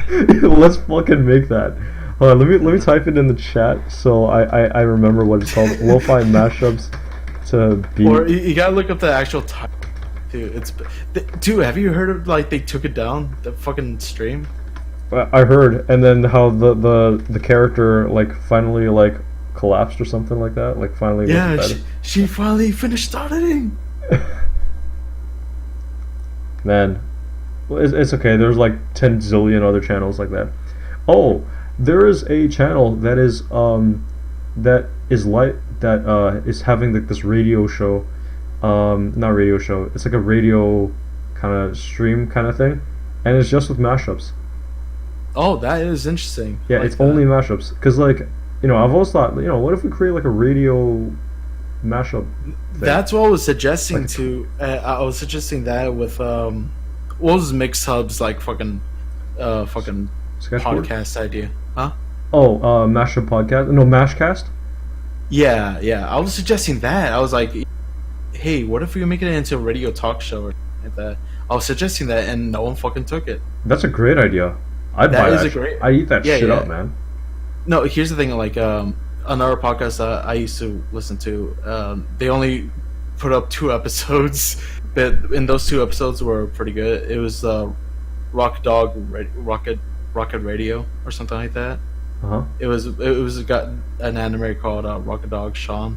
I really like his stuff, and he would just like he would have the podcast, right, and he would have like fake commercials, and he would play music in between of like segments, and I wanted that. I wanted to have that as a mashup thing, you know. That would be amazing. That would, people actually fucking click on it. It's like, Yeah. oh yeah, you know, here's a little segment. All right, here's us talking about Crazy Frog. All right, Yeah. and then now play some Crazy Frog mashups. All right, that's a pretty good tie-in. Yeah, and like just, maybe make some pretty good commercials as well. yeah, like it could be a funny thing, or it could be like hey, this and that. Yeah, that format would work so well with a mashup podcast because But nah, fucking Mashcast though. Mashcast, Yeah, like Mashcast, and like, no offense to the artist, but like I've seen the art for that, and I was like, oh wow, that doesn't look appealing. Oh, I didn't see the art. For It was like Mashcast. it was like, what do you think it is for a podcast? What do you think it is? Stereotypical podcast thumbnail. Oh, okay, yeah, okay, I can imagine it. It's like the characters on a desk with microphones attached to them. Yeah, That's like every podcast. yeah. Man, that format would work so well because instead of because real talk, like no one knows my voice. Like you know, a lot of the times, like mashups are so void of personality. Like who cares who's mixing it, right? That's Except why. for Triple Q. Except for Triple Q. Oh my Anyways, god! oh my god. Go convince you. Whoop. Anyways, so like there's not a lot of like who cares if you know X mashup artist with 300 followers on SoundCloud talks about themselves. No one gives a shit, right? There's like, Yeah. oh yeah, I know you from mashups. So like imagine, like it's like what you said. You have the people talking, and then you have a segment where it's like, hey, we're gonna, you know, we've been talking about this. Let's play a mashup like that, and then we all listen to it. And then it's like, oh man, did you know they did that and that and that? That is like, oh shit, I didn't notice that. Yeah, and then we the, could and talk then about list, the mashup afterwards. and you talk about the mashup, and then it's like, oh, this remembers the. You know what would be? You know what would be? Honestly, it'll be a fucking Mystery Theater 3000 only with mashups. Hmm. Because I could be Tom Servo. You don't know what mystery. I don't know what you're talking about, but I do Shit, appreciate. it's an old man thing. Jesus, I'm being. No, I'm just ignorant. I don't know what's going on. It was an old show. Let's just say that I used to grow up with. Oh, okay. How old are you now? Yeah, I'm 23. And Dude, you're 1 year older than me. by 1 year, probably. Yeah. Yeah, but within that 1 year, you probably learned a lot more than me. Yeah. Okay. Probably have. Anyways, Well, you're the one with the college degree, not me. hello. Yeah. Hello. Okay, no, I just heard you cut out. Okay. Yeah, you're the one with the college degree. I only have associates. Hmm. So, but hey, you know what? I am. You Okay. learn a lot when you're dead. Yeah. What were we talking about? Oh yeah, the Mashcast. Mashcast. Welcome to Mashcast episode. Okay. Actually, speaking of that, you think that there'll be another like mix hub or anything like that? You know? Not a chance. Oh, I think the way I see it is that everything has already been exhausted. You have Siva Gunner, which has a really strong format, and it's been run by child slaves. Yes. Yeah, and then you know it's continual. You know they have their dedicated viewer base. They have the resources. They have It's for I didn't bring this fucking term, and I'm gonna fucking shoot myself after I say it, but it's for fucking armies. It's for, like my friends like listen to fucking Silver Gunner, and they're like fucking plain as bread. I love them to hell, but they're fucking plain better than me. Oh yeah, well, I once told this guy, hey, this guy does like family tracker stuff, and he's like, oh yeah, I heard you do music, and I'm like, yeah, I do mashups, and he's like, oh yo, so you do the Siva Gunner stuff, right? I'm like, oh, you're a high quality ripper, huh? But yeah, Music Topic is dead. Wait, what? Music Topic. It's like a Siva Gunner variant, but it's with like regular music. You gotta be more specific. There's also the Wiley Weasley's fucking granddad. Turner's Granddad, and there's or something like that. There's all that stuff. But the Music Topic was like one that was for normal music. Good content. That's the thing. What? Is there a channel that makes good content? I mean, they're all good in their own right. I guess. Man, I was kind of excited because like, Mashcast. One of the things that I was kind of iffy about was when they're like, okay, we're gonna do auditions for it. Everyone, do your microphone sample, and it was more like a test on microphone quality rather than the quality of the person's ability to contribute to the podcast. So did he have one where sound quality, but every time he spoke it was like Yeah, wait, have you heard my audition? No. Oh, I think I left pretty early in that fucking Mashcast because no one fucking took my fucking opinion.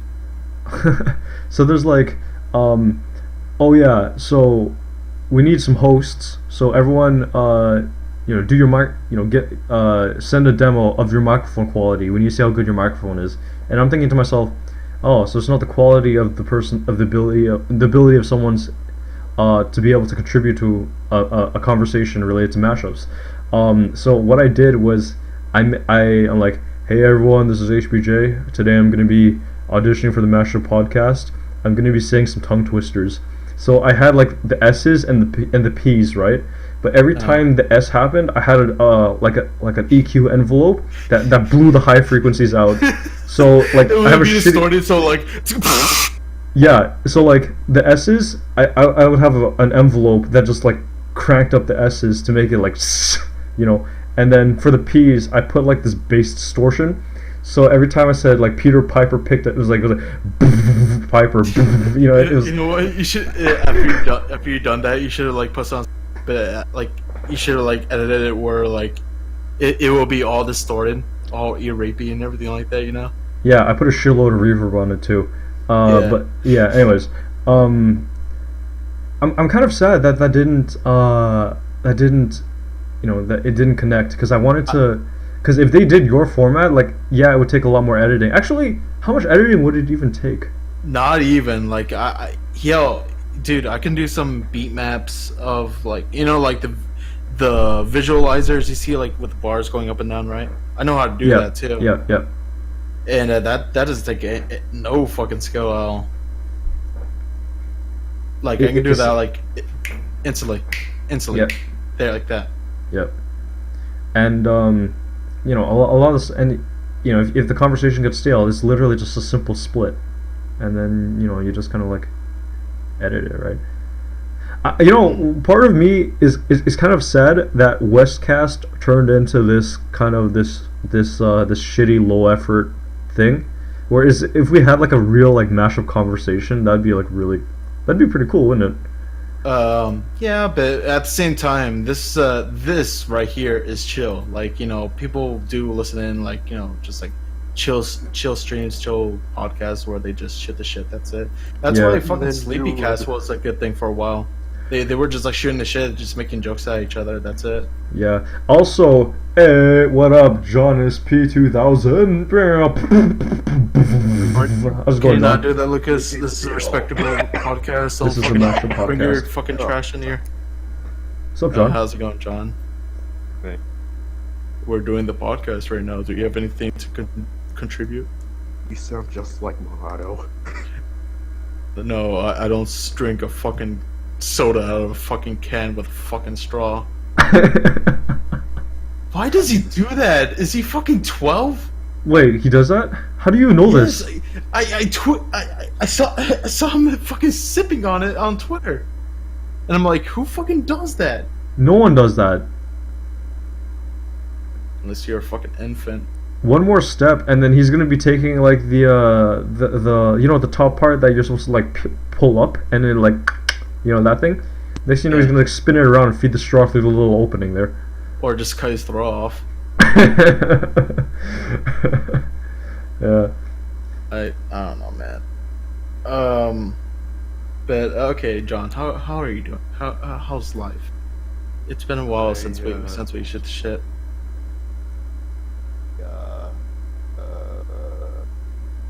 This, John, you're being recorded right now. You're on live right now. Sorry. I don't know. Okay, man. Okay. Yo, but John, you know how lit it would be? Oh god, I use lit unironically now. Shit.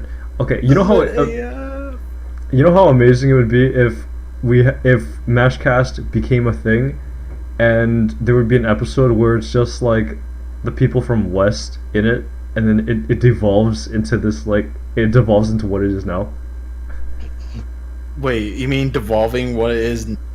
What are you trying to say? I'm saying Like- that this is a shitty podcast that we're in, but it's a chill thing, so it's okay. But it's still pretty shit. No one fucking watches it, so your fault. who cares?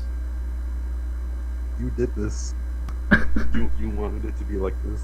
The worst thing about That's it, true. You in normal podcasts will have like fucking topics on hand, ready to go, but no, we had shit to shit. Yeah. Eastcast is gonna be worse. Eastcast. I don't want to participate in that.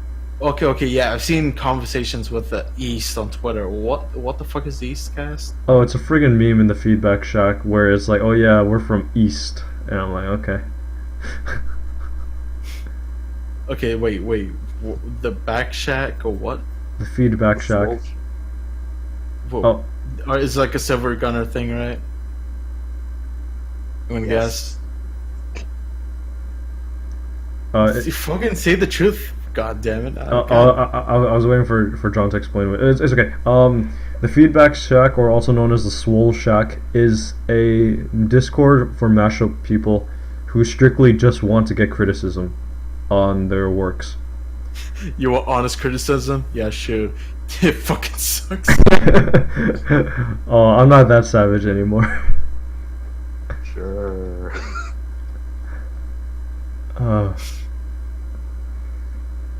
Oh my gosh, my ears hurting because these headphones like squeeze my head. How long has it been now? Oh, oh yeah. Doesn't matter. Checkpoint number 2. The secret. Why? Fucking why? Yeah, are we going to ask the audience? Oh yeah, stand on your tippy toes and fucking do the Gangnam dance. Come on, guys, do the fucking funny meme for us. Dance monkey, motherfucker. There's your checkpoint. Done. The checkpoint. The thing is, nobody wished us happy I second love my anniversary audience. for West. Mwah. I love my fans. Jesus Christ. There, Oh, you God. want me to be real? There you go. Yeah, no one wished us happy second anniversary. Yeah. Like, So this is the second checkpoint. Wish us happy second anniversary. No, do that thing I said earlier. Oh, the tippy toe gangnam. Fuck the anniversary. Yeah. There's nothing to be happy about this anniversary. We didn't do shit for it. Yeah, we just haven't been doing. We haven't even been uploading to West. What happened to? Okay. Yeah, like I was gone when the channel got fucking destroyed, right? And Yeah. we had to put up the second one. Mhm. What's the update on that? Oh, it's permanently dead. We're gonna get it back. Huh? Didn't you say you're gonna try to get the first channel back? Me? Oh, I sent Lucas the fucking the forum and whatnot, but I even tried to get like fucking Ben the trusted flagger on my side, but he didn't fucking reply. So Oh, well. Now we have West hosted by Gun Troll.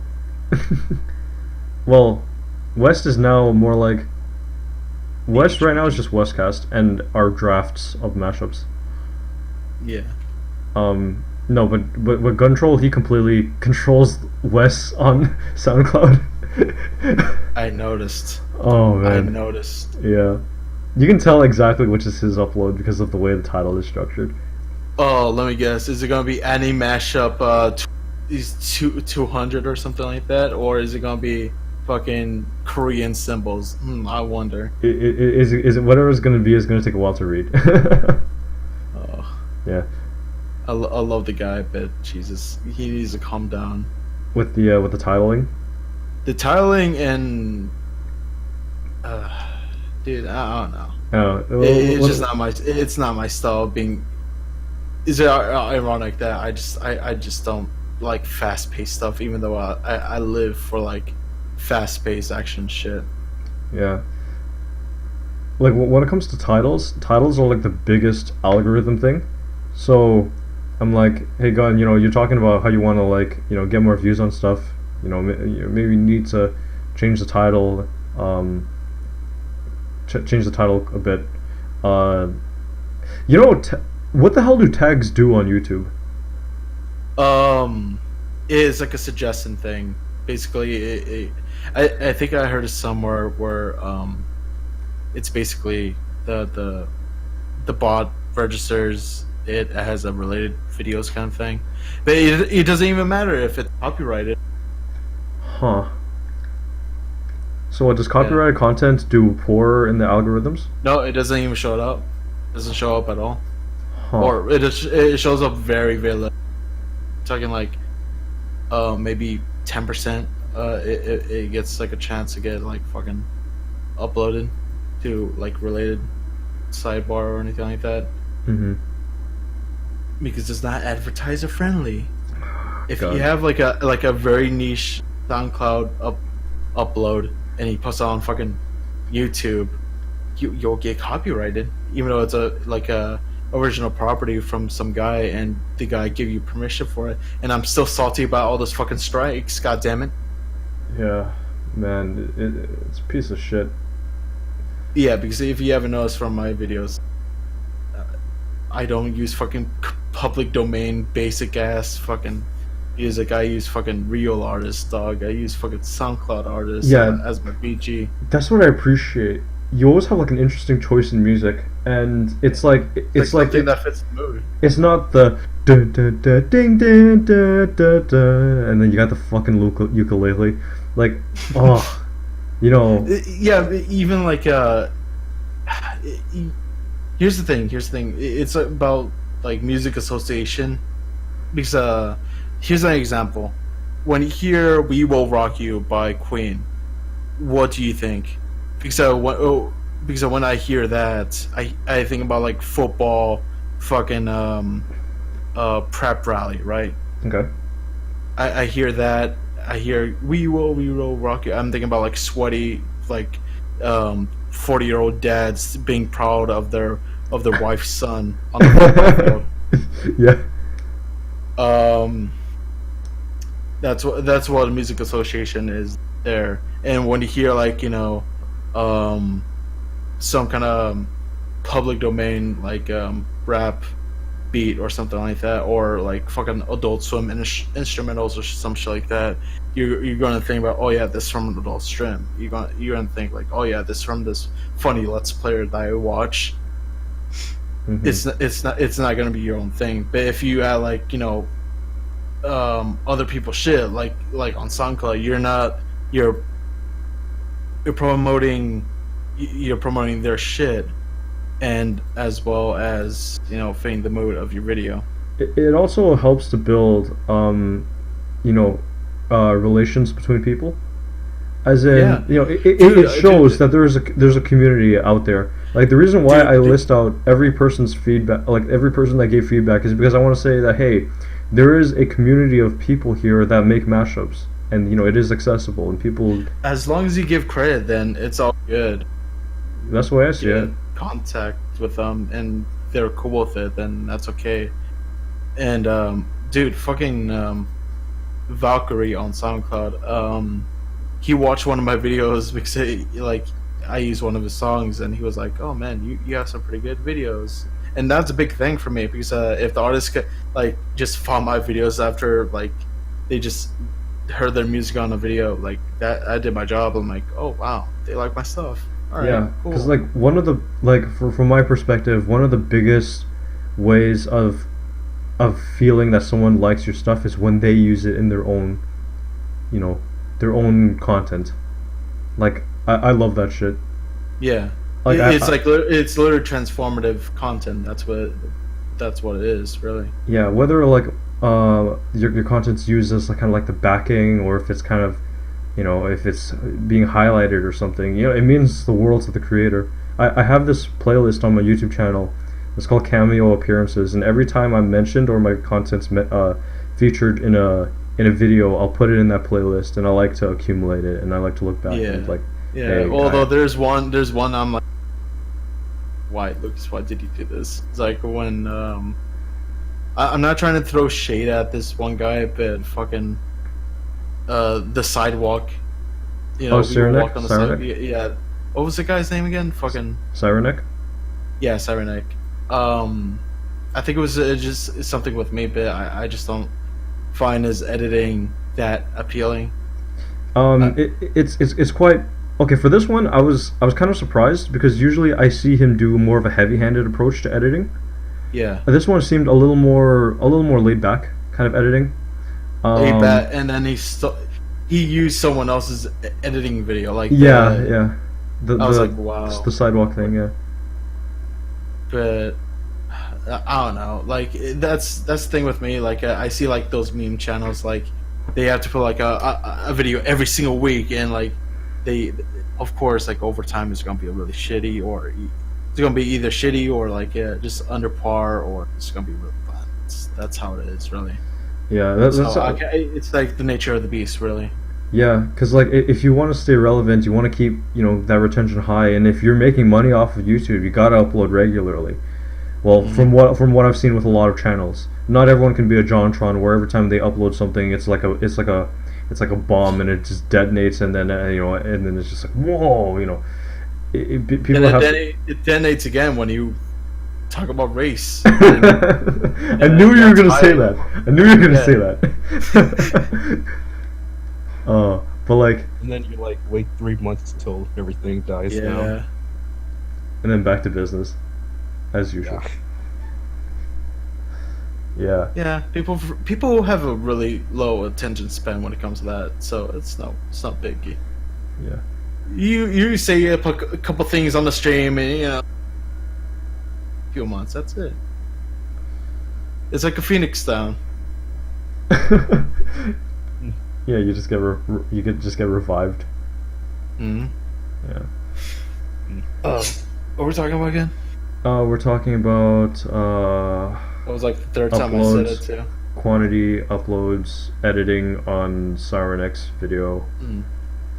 Okay, so how do you feel with your current mashups? Do you think you improved, or of course, like, is there some things that you can say to your past self to like improve? You know what I'm saying? Are you talking about like my main channel uploads, or just my uploads in general? I guess uploads in general. Uploads in general. The way that I have been handling things, I define my content very specifically. In that, I'll go and it's like, okay, I don't care about this one. I'll make this one completely whatever. Or sometimes if it's the best of the best, then I'll upload it to the main channel. And when it comes to main channel uploads, that's when I devote all my time and energy and produce like the best quality results, to me at least. I have the mindset that every upload that I upload has to be equal or of better quality than the last, which is hard to gauge because music is subjective. But I have a very strict and specific criteria for what I deem as upload worthy, and as a result, I believe that my uploads now have been the best they've ever been. And if I were to go back in time, I would have interacted with more people a lot faster, a lot earlier. Because a lot of the times when I was making mashups in isolation, it was like you can tell the difference in quality between my old stuff and my newer stuff. It's very You know, it's a very like you have a half-assed combination, and it's just kind of whatever, and the thumbnail is just thrown together, whatever. It's I find that a lot of the kind of mindset that I've developed to be able to produce to upload the content that I upload now, a lot, like I'd say 80% of it, 70% of it was derived from interacting with people within this community. So if I were like, I wouldn't even take back any of my uploads, because it's through doing all that trash that I learned, and it's from doing all that trash that I gained exposure to be able to get that leverage to bring my mashups to the popularity that they're at right now. So. No, that's total opposite with me when it comes to like, because like I go back on my old.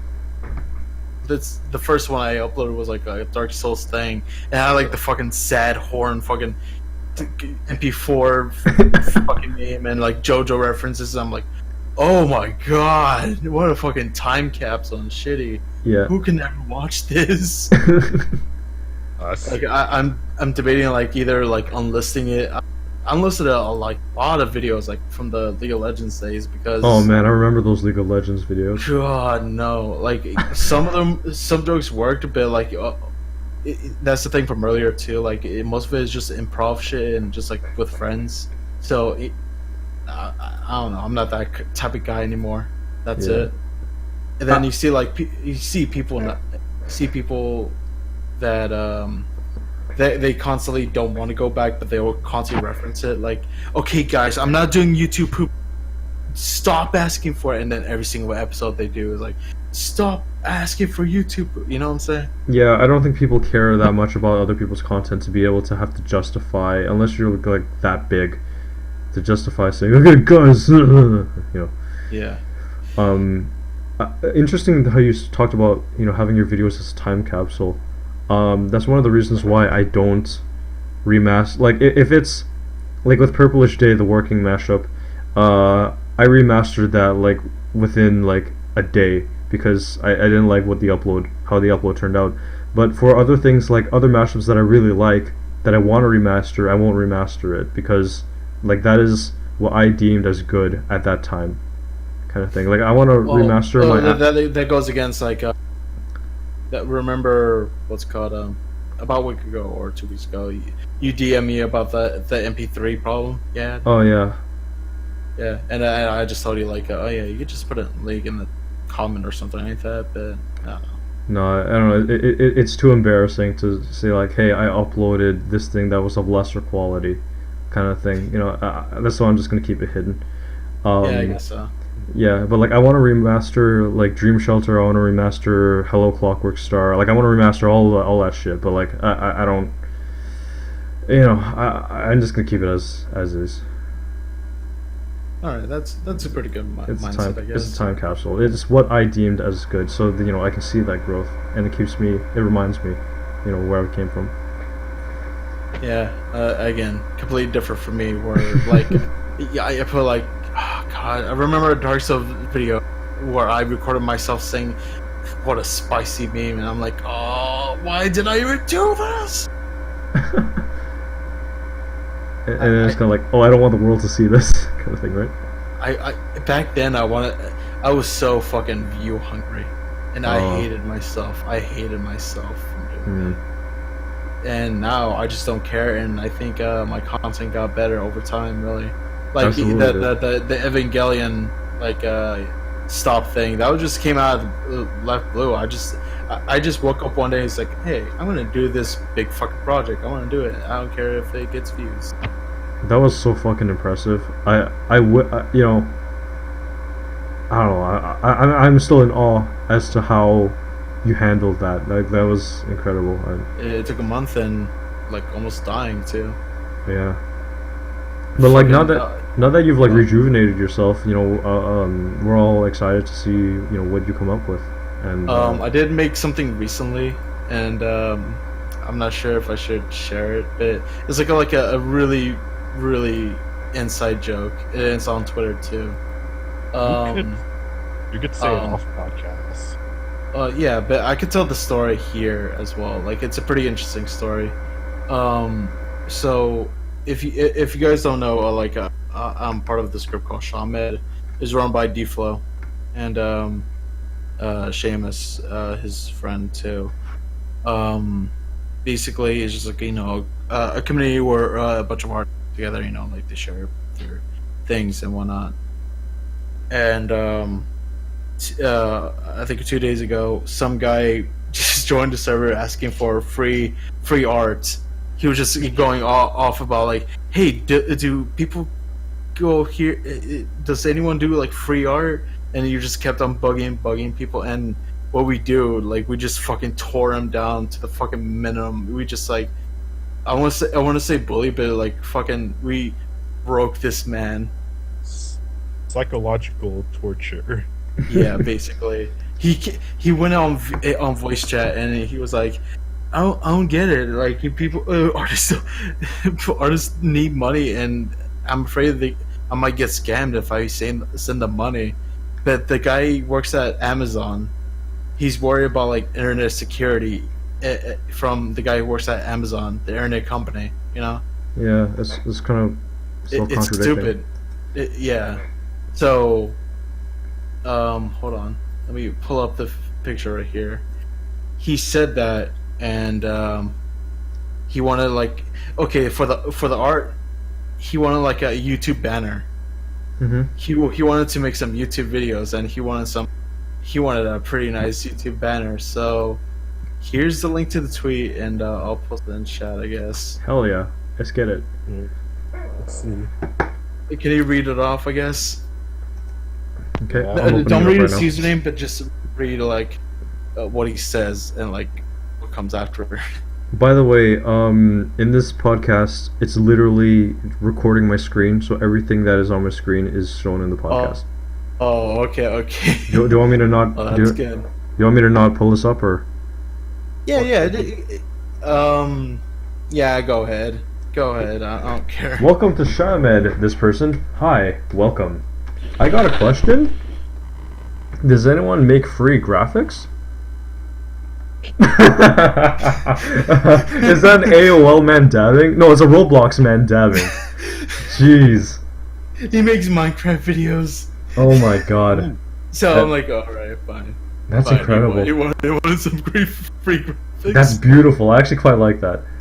On an ironic level. That's the thumbnail. I want to send him like I wanted to send him that, but like, fucking.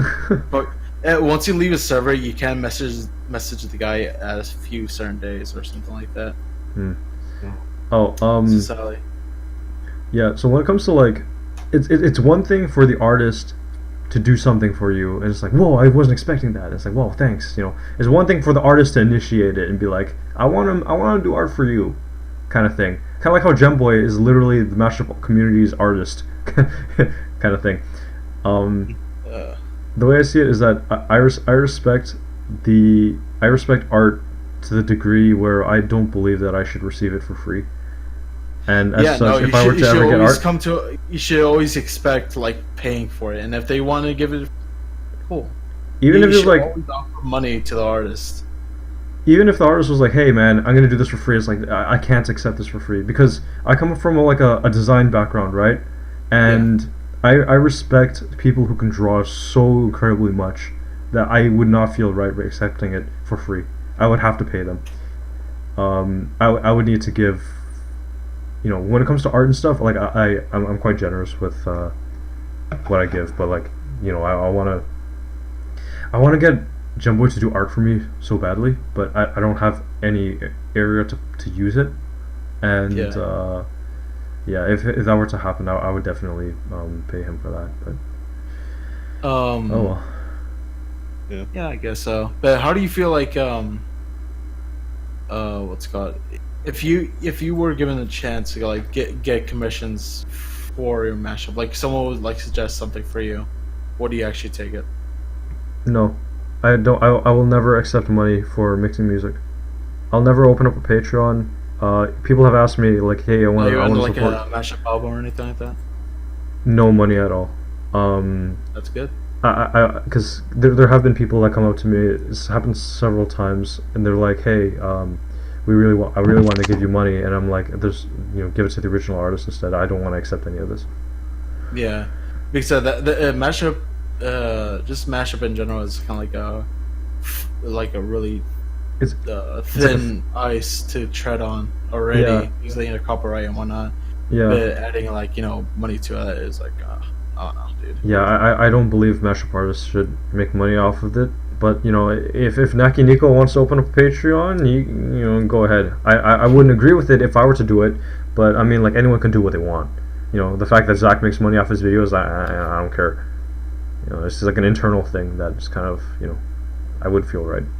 Yeah, even then, like, not necessarily like making money off of it, but like following trends too. Like that really bugs me too. Like when I did the commentary videos, those commentary videos, I'm like, man, I'm just following the train. I don't want to do this. Following the algorithm bandwagoner. Ugh. Just why do I have to do this? And even then, it's like nothing really came out of it. So, oh well. I had this feeling for nothing. Oh, but hey, you know what? One of the commentary videos did have something. It had really good impact. I helped fucking Pinky Oats. Oh yeah, that was a good one. I was really fascinated to listen to his side of the story. Yeah. And just to hear him talk, because like I follow him, and I quite appreciate his content. So that was a great episode. Yeah, I'm pretty sure I won't do commentary videos like that again. But I'll do something even better. I'm thinking about doing like more advanced stuff. Like I said, I was doing some IRL stuff and shooting outside, and just really complex shots. Most of my inspiration more or less came from like Japanese hip hop videos, music videos, and how like they do their visual stylings. Like I could give you some examples too, like how they turn the camera around to give like some kind of fisheye lens kind of visual. But I don't know. Like I don't know. I just got really inspired, and that's it. You gotta get a good camera though. I do. Well, my camera phone right now is good, and I could do ADR over it, so that my quality won't fucking dip. But I've been thinking about getting like a Canon or something like that. Cool. Yeah. So, but that takes money, and I need to save, and I'm already like thinking about moving out of here, anyways. But that's like priority number one, just getting out of here first. Yeah, that's understandable. Because getting out of where you are right now, it enables you to do more. Yeah. Yeah. Fucking as well as not having a social life here as well. Well, I wouldn't say that. Fucking, I've been hanging out with Default IRL too. Really? Yo, that's sick. Yeah. Well, man. we've been buddies for a year now, so that's a big deal. Shit, I want to get Default's autograph. Like, Well, you can come on the server anytime. Like I've been in conversation with him. It's like, Lucas, right? Like he's like, yeah, I like his stuff. Oh, he actually knows Why does he me. come on the server? Yeah. I was talking about with him the other day, and yeah, the door's always open early. Like you click on the link. That's crazy, man. Yeah. Yeah. You guys could talk about mashups and how you guys. I like his artwork so much. Yeah, I love it. I love his style. Dude, fucking that server is. Here's the thing, like it takes like I've never been inside of a good group before, and like I gotta say, Shamed is a really good group. Oh, besides West, of course. I don't know. West is it is what it is. Okay, but Shamed is really good. I really like that channel. I'm respected on there. Fucking everyone. I love everyone on there. How big is it? It's pretty big, like 200 members or something like that. But Whoa. that doesn't matter. It doesn't matter. There's like a handful of people that comes on VC anyways. Like, and even then, like there's always going to be like idiots that come on the server asking for like free art, and Free GFX. there's one particular person I got a shout out to, Seamus. Like holy shit, or Shaw Med. He likes Shaw Medic. He likes to be called online. He is an alpha. He's like 6'3" alpha male. Jeez. He will break anyone down at their fucking infrastructure. He is the man. The big boss. Basically, he owns the server. That's great. But yeah, I guess that's my little shout out to Shaman. Actually, I did a video on it. Remember the Shaman? Yeah, your Team night? Fortress. Yeah. Yeah. God, fucking dude. That was a funny video, by the way. Yeah, thank you. Even though I didn't fucking voice in it, it was literally my friends. That's it. Fuck. Going from Overwatch to TF2, getting back into TF2 is like a big fucking change because TF2 it still holds up. It's so fucking good. People will say like it has a very high skill ceiling, but people could just like pick it up instantly. Honestly, but Overwatch, like I feel like it's just dead. Really? It's just dead. And yeah, Overwatch, and it doesn't help from like the community as well, and of course the creators were like they like diversity and all this shit, and like that. You already know me. That ain't me. That ain't me. I just want to fucking play the video game. And if the video game ain't fun, what's the fucking point? I still play Overwatch like regularly, and I still find it a lot of fun. I guess so. Like, I used to play a lot of TF2 back in the day. Yeah. Actually, I wasted over $1,000 on that game. Oh. Yeah. Hats, I guess. But now there's like emotes, fucking all this shit now. There's emotes in TF2 now. Like taunts and shit like that. Not emotes. The taunts. Okay. Yeah, the taunts and it's a lot of good shit, honestly. But even then, it doesn't like the gameplay is still fucking solid. Even with it, they added like they fixed the pyro. Like finally, like they actually did fix the pyro, even though like one or two weapons are still overpowered, but still, it's come to the point where no one fucking hates the pyro anymore. He's just balanced now. Finally, it only took him like 9 years to do. Throughout my time there, I never actually gained a unusual hat, and that was like my one goal. Just get at least one unusual hat that isn't the free Dude, one. you can get an unusual hat, $10 now. Wow.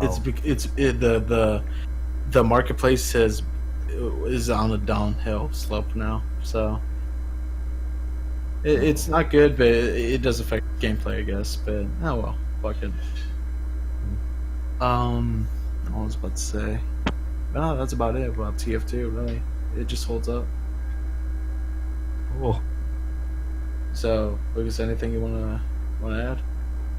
Oh, any Overwatch stuff you wanna add? I guess. Not really. Well, actually, no. It's just my friends and I play Overwatch, and I think the community is still alive. I play it on console, so I don't get a huge dose of that toxicity. So, Right. yeah, it's okay. What was I gonna say? I like how they keep things updated. I like how they keep giving us free content. I appreciate that. Aside from that, nothing is going on like that. Oh, I tried to get into TF2. My computer couldn't run it. Wait, what? It's an old ass Valve game. My computer struggles with MapleStory. Just letting you know, it's a 2D. Oh. MapleStory is a 2D game. Wait, you can handle. Deal with that. I can handle what? Overwatch. Oh no, you're playing on console. Yeah. I can't play TF2 at all. I get even 5 frames per not even on second. low settings. 5 frames per second. Jesus. Yeah. All right then. It's over a decade old. That's why in this coming year I wanna. I've been thinking, like, if I get a new computer, like, what if I created a 24-hour mashup stream? I just have a Yeah, shitload yeah. of mashups. Well, like you making mashups or just just a constant mashup. Playing people's mashups. Okay, yeah. Like- That's doable. Like yeah. like niche mashups within this community. Yeah. You mean like just that get one, get a big playlist. That's it. Yeah, I was thinking, like you know, that one guy that plays mashups for 20 hours straight. That guy you posted earlier this week. yeah, what about him? Oh yeah, kind of like that, but with like niche mashups, not like the regular people mashups, you know. You mean like PD Core? Or PD Party? PD Party? How's that going, by the way? PD Party.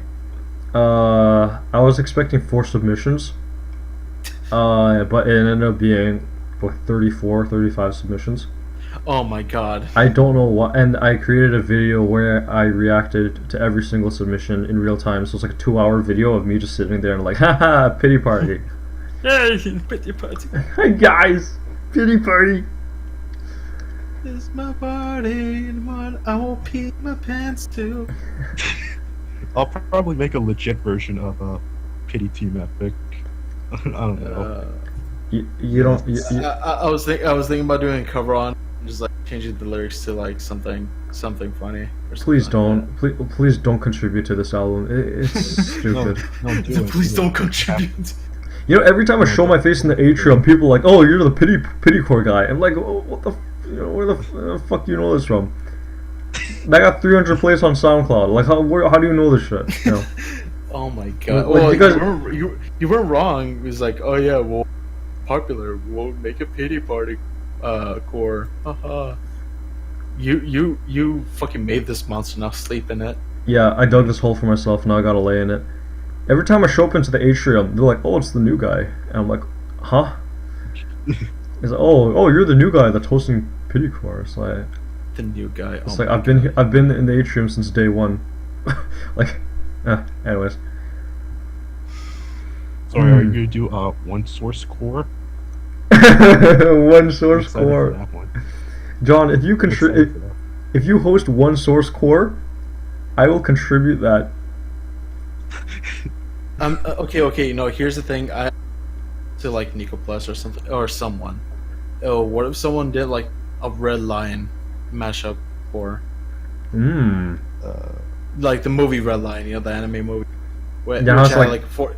The It has 50 47 soundtracks? tracks. 47, It has yeah. Yeah, 47 tracks, and like at the end it becomes like it mashes together. So I was like, wow, this is a good mashup core concept. Why has no one done this? Have you heard Man, of Those are dead. Have you heard of Persona 5 core? no.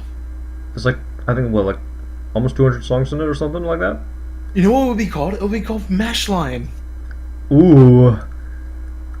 And I got some pretty cool visual ideas. It'll be the intro bit, like I'll chroma key the red out and like add like the fucking the sources basically. Like if someone used Childish Gambino with some other song, I could just put like Childish Gambino over it basically.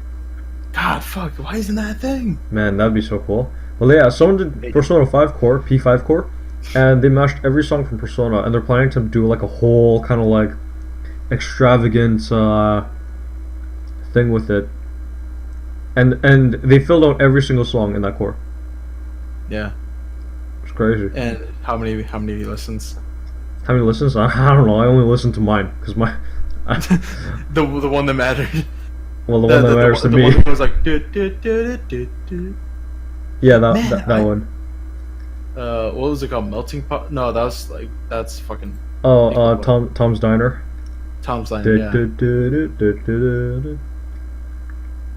Yeah, That's I a heard good Nico's Tom's Doomsday, and I'm like, hell yeah, I'm gonna sample that Tom's Diner, and then that's kind of Mm-hmm. what happened to That's that. All right.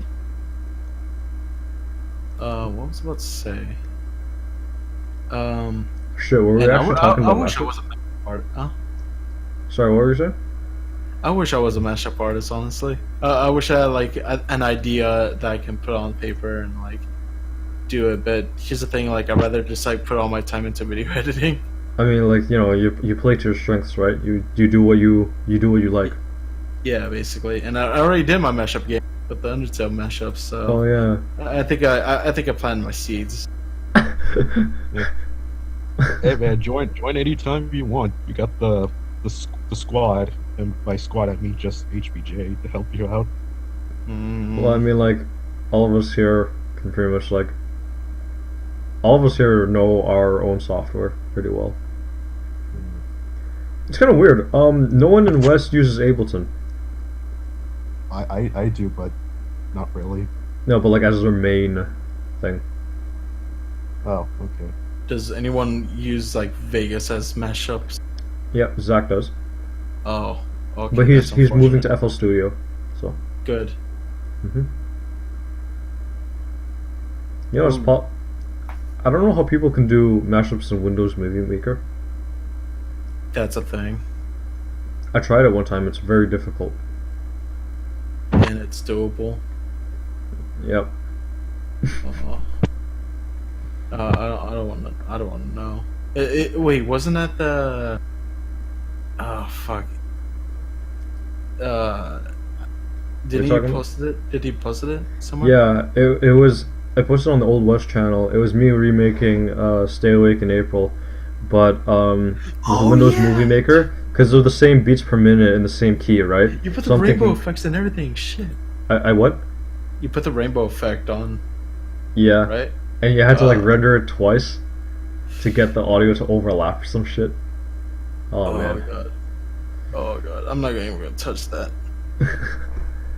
By the way, Lewis, what's your icon in Discord? Is it the dude from Mob Psycho? Yeah, and that's the brother. Oh, Yeah. why it's him Ritsu, of all Ritsu. why him of all characters? Huh? Why him of all characters? I don't know. I just did. Fuck. Oh. Why your fucking stupid ass girl? My girl, yo, Harriet Sugar Cookie, don't talk shit about my girl, God. I do not know who that's the not- fuck she is. Oh, she That's does not porn. shower. Porn. She does porn. I thought that was Okay. showery. Oh no, this is not Showery anymore. This is Harriet Sugar Cookie. No. I don't want to. I don't want Dama search history. He's like, oh yeah, fuck, Harry Sugar Cookie. You can search her up on Insta. I don't know.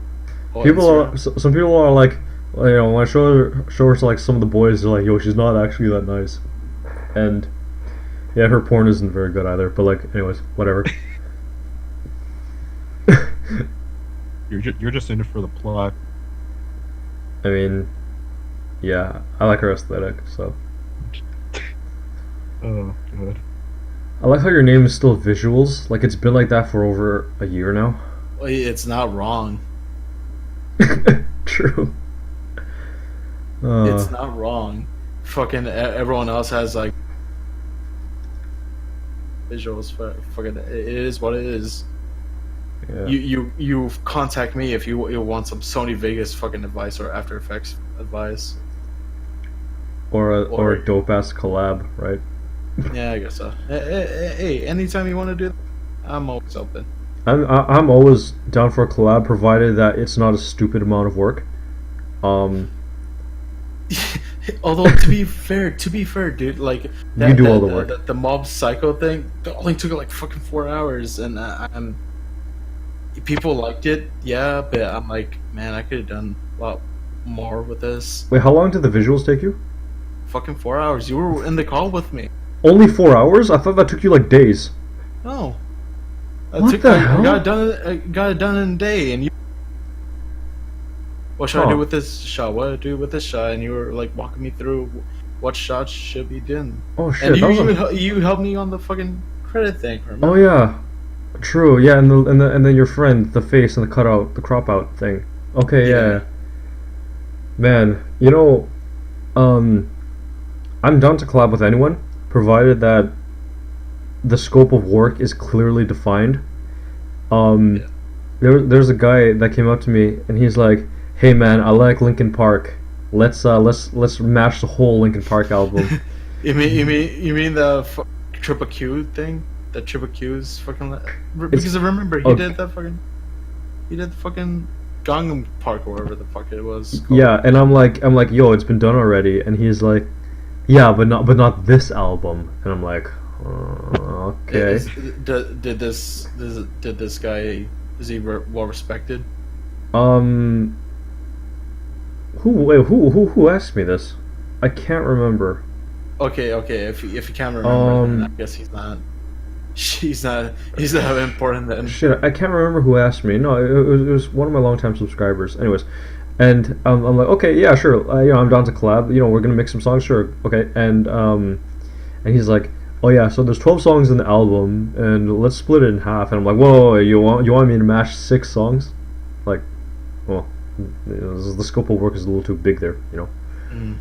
If Well, it's like, hey, you already know me. I'm not asking you to fucking do anything. You if you have like an existing thing that you think it could be like a video idea, then I'll do the fucking video part. That's it. Yeah, You just give me- the thing is, oh. I really want to collaborate with you again, but I Mhm. don't have that strong like idea that I was like, oh yeah, we gotta have visuals for this. It's kind of everything's just kind of. I was don't thinking know. about doing one for that salesman one. Honestly, like heavily editing the opening or like shots of it. And Oh, maybe, yeah, but like you took it down or you thought it was. I don't think the mashup's good, but if you really want to do like No. a heavily edited, Here's the thing too. Like, if you don't think the mashup's good, I don't think it's gonna resonate well with anyone else either. some people like it has it. to be something solid, Yeah, because some people liked it, but like Because if you even ever with what's it called, the NHK mashup and the Mob Psycho one, it was like a clearly solid idea. People got onto it and people liked it, right? Yeah. So it has to be like a solid idea and something that we can work on. Because Yeah. it's because surprise, it's like a collab thing. Yeah, I haven't had any sort of like solid driving idea for anything that would require visuals. Yeah. Like for Okay, music, there are some people that I want to collaborate with. That it's been in the works, but we haven't really made any movements. And for visuals, I just have no ideas for that. I've been meaning to collaborate with Shootvex and Flipboy to Midless. And I want to reach out to Naki Nico, but I don't have any ideas to show them. Twitter, I guess. If you did say like a few of them follow you, right? Yeah. So you could just DM them. Well, I mean, like, no, we're already talking about collab, but then we just need that solid foundation to like run with. But I just don't have that yet. Well, with is the Shootfix that does the Madion mashups? Yeah. Okay, yeah, sorry. I always get him mixed up with Imidon. Oh, MDon, yeah. Yeah.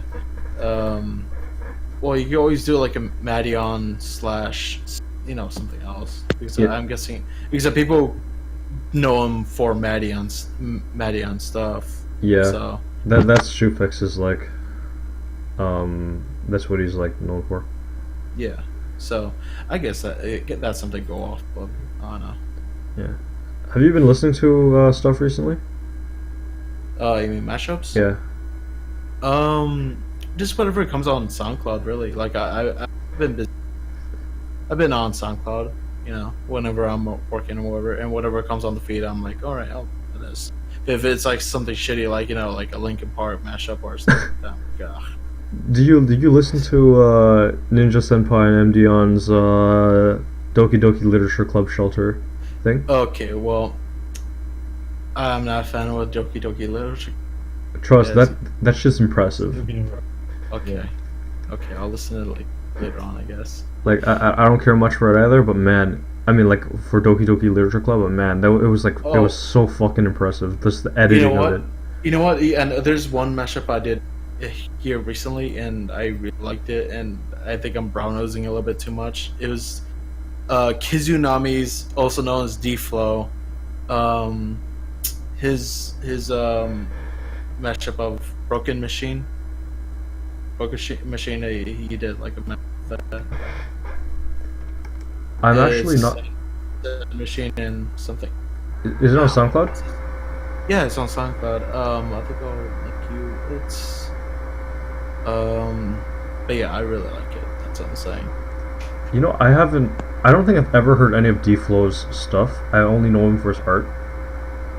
Oh wow. I'm gonna, you know, one of these days I'm just gonna sit down and listen to all this stuff. Yeah, yeah. He goes by Kizunami, and D-Flow is more like stuff, but Kizunami's his mashup channel. Okay, that's cool. Okay, well, here's the link.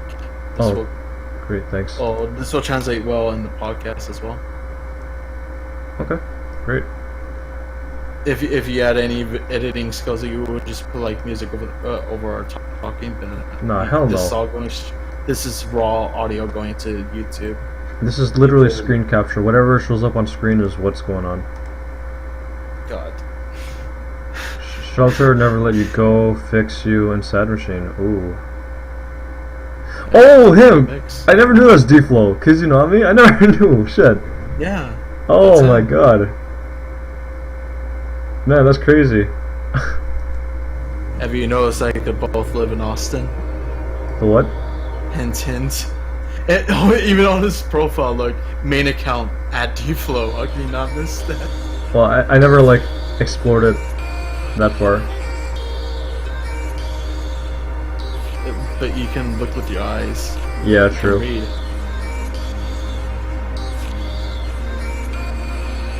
But yeah, fucking D-Flow knows what's up. Again, you can always join the Shaman server anytime. Look at. I'll keep that invitation in my back pocket. Or I could just send you the link, like literally right now.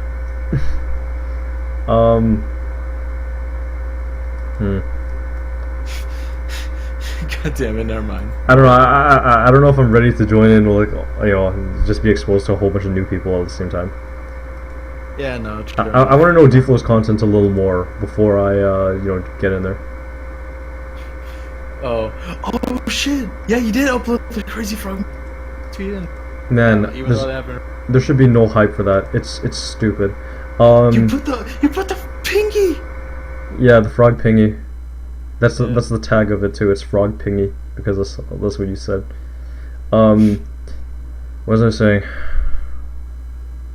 You weren't ready for a commitment. Oh yeah. Like if I were to join someone's server, I want to know everything about their content first before I jump in. Like before I met Mahad in real life, I straight up went and listened to all of his stuff. And for Gemboy, before I met him in real life, I made sure to listen to all of his stuff.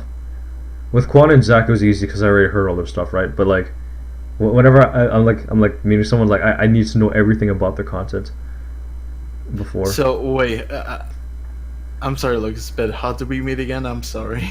You first commented on My Ordinary Skyfall, and then you messaged me and you're like, hey, I'm putting together a mashup documentary, and I'm like, hey, I can give you a perspective on that, and then that just never happened.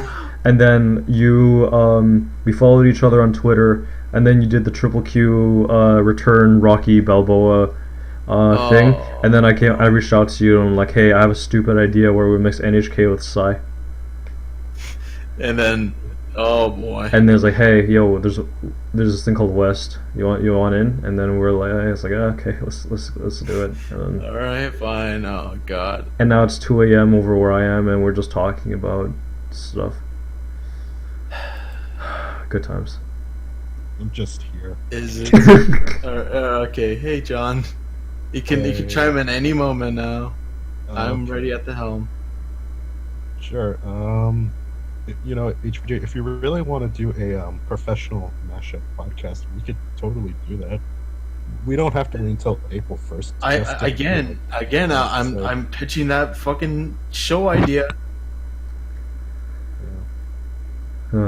Once in, I guess I'm the only one with brain cells here. Like, it's such a good fucking idea. We just need someone else to spearhead it because You already I know can I'm not spearhead down. it easily, but fucking, I'm not a mashup artist. That shit takes time, and like, why put in all this work for something that's gonna get 25 views, right? It's like all these Westcast. It's not even work. It's literally shooting the shit. I can do fucking a podcast by myself, fucking like in a day, and we're doing it right now, like at fucking 1 o'clock a.m. Yeah. It doesn't take that much effort, anyways. That's why fucking people on YouTube do it all the time. It's like, all right, in between fucking content, here's a fucking shitty podcast I do with my friends while we're drunk.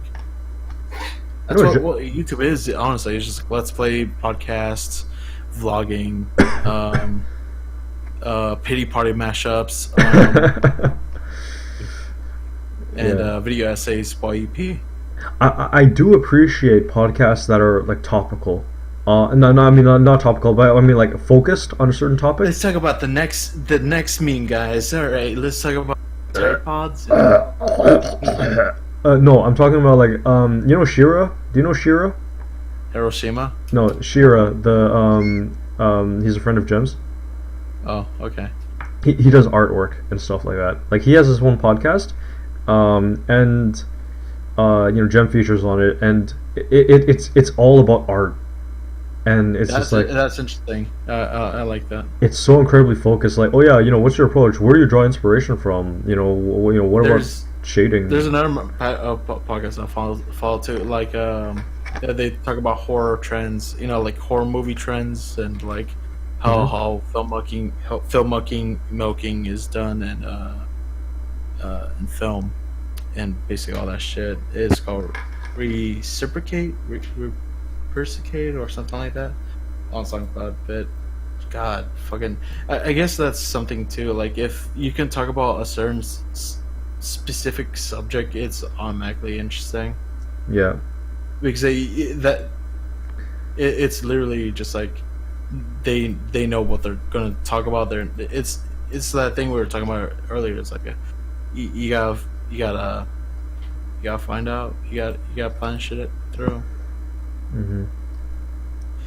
The thing with the Mashup podcast, though, is that there's only so many enthusiasts that are willing to sit through and listen to a podcast on Mashups. If it's a radio show, then that's a totally different thing. Yeah, then that's more accessible. Yeah.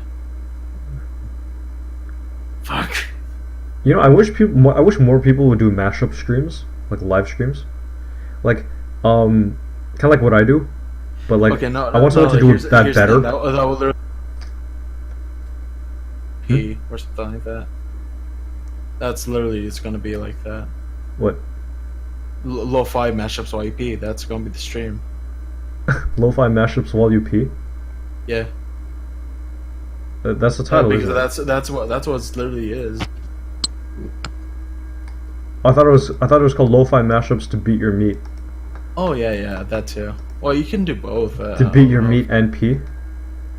Yeah, I guess so. Okay, good. That's the new title. Lo-fi mashups to beat your meat and pee. Mm-hmm. Okay. Excellent. Yes, excellent. Yes. Oh man, it's fucking 1 a.m. I gotta get up and. Shit. Yeah. I also need to go to bed at a normal human being time. Yes, I hate it when sleep with our eyeballs.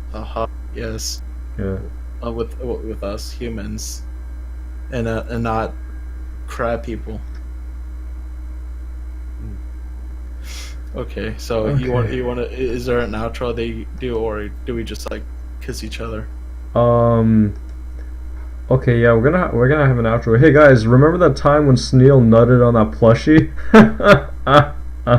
Good night, everyone. I rather.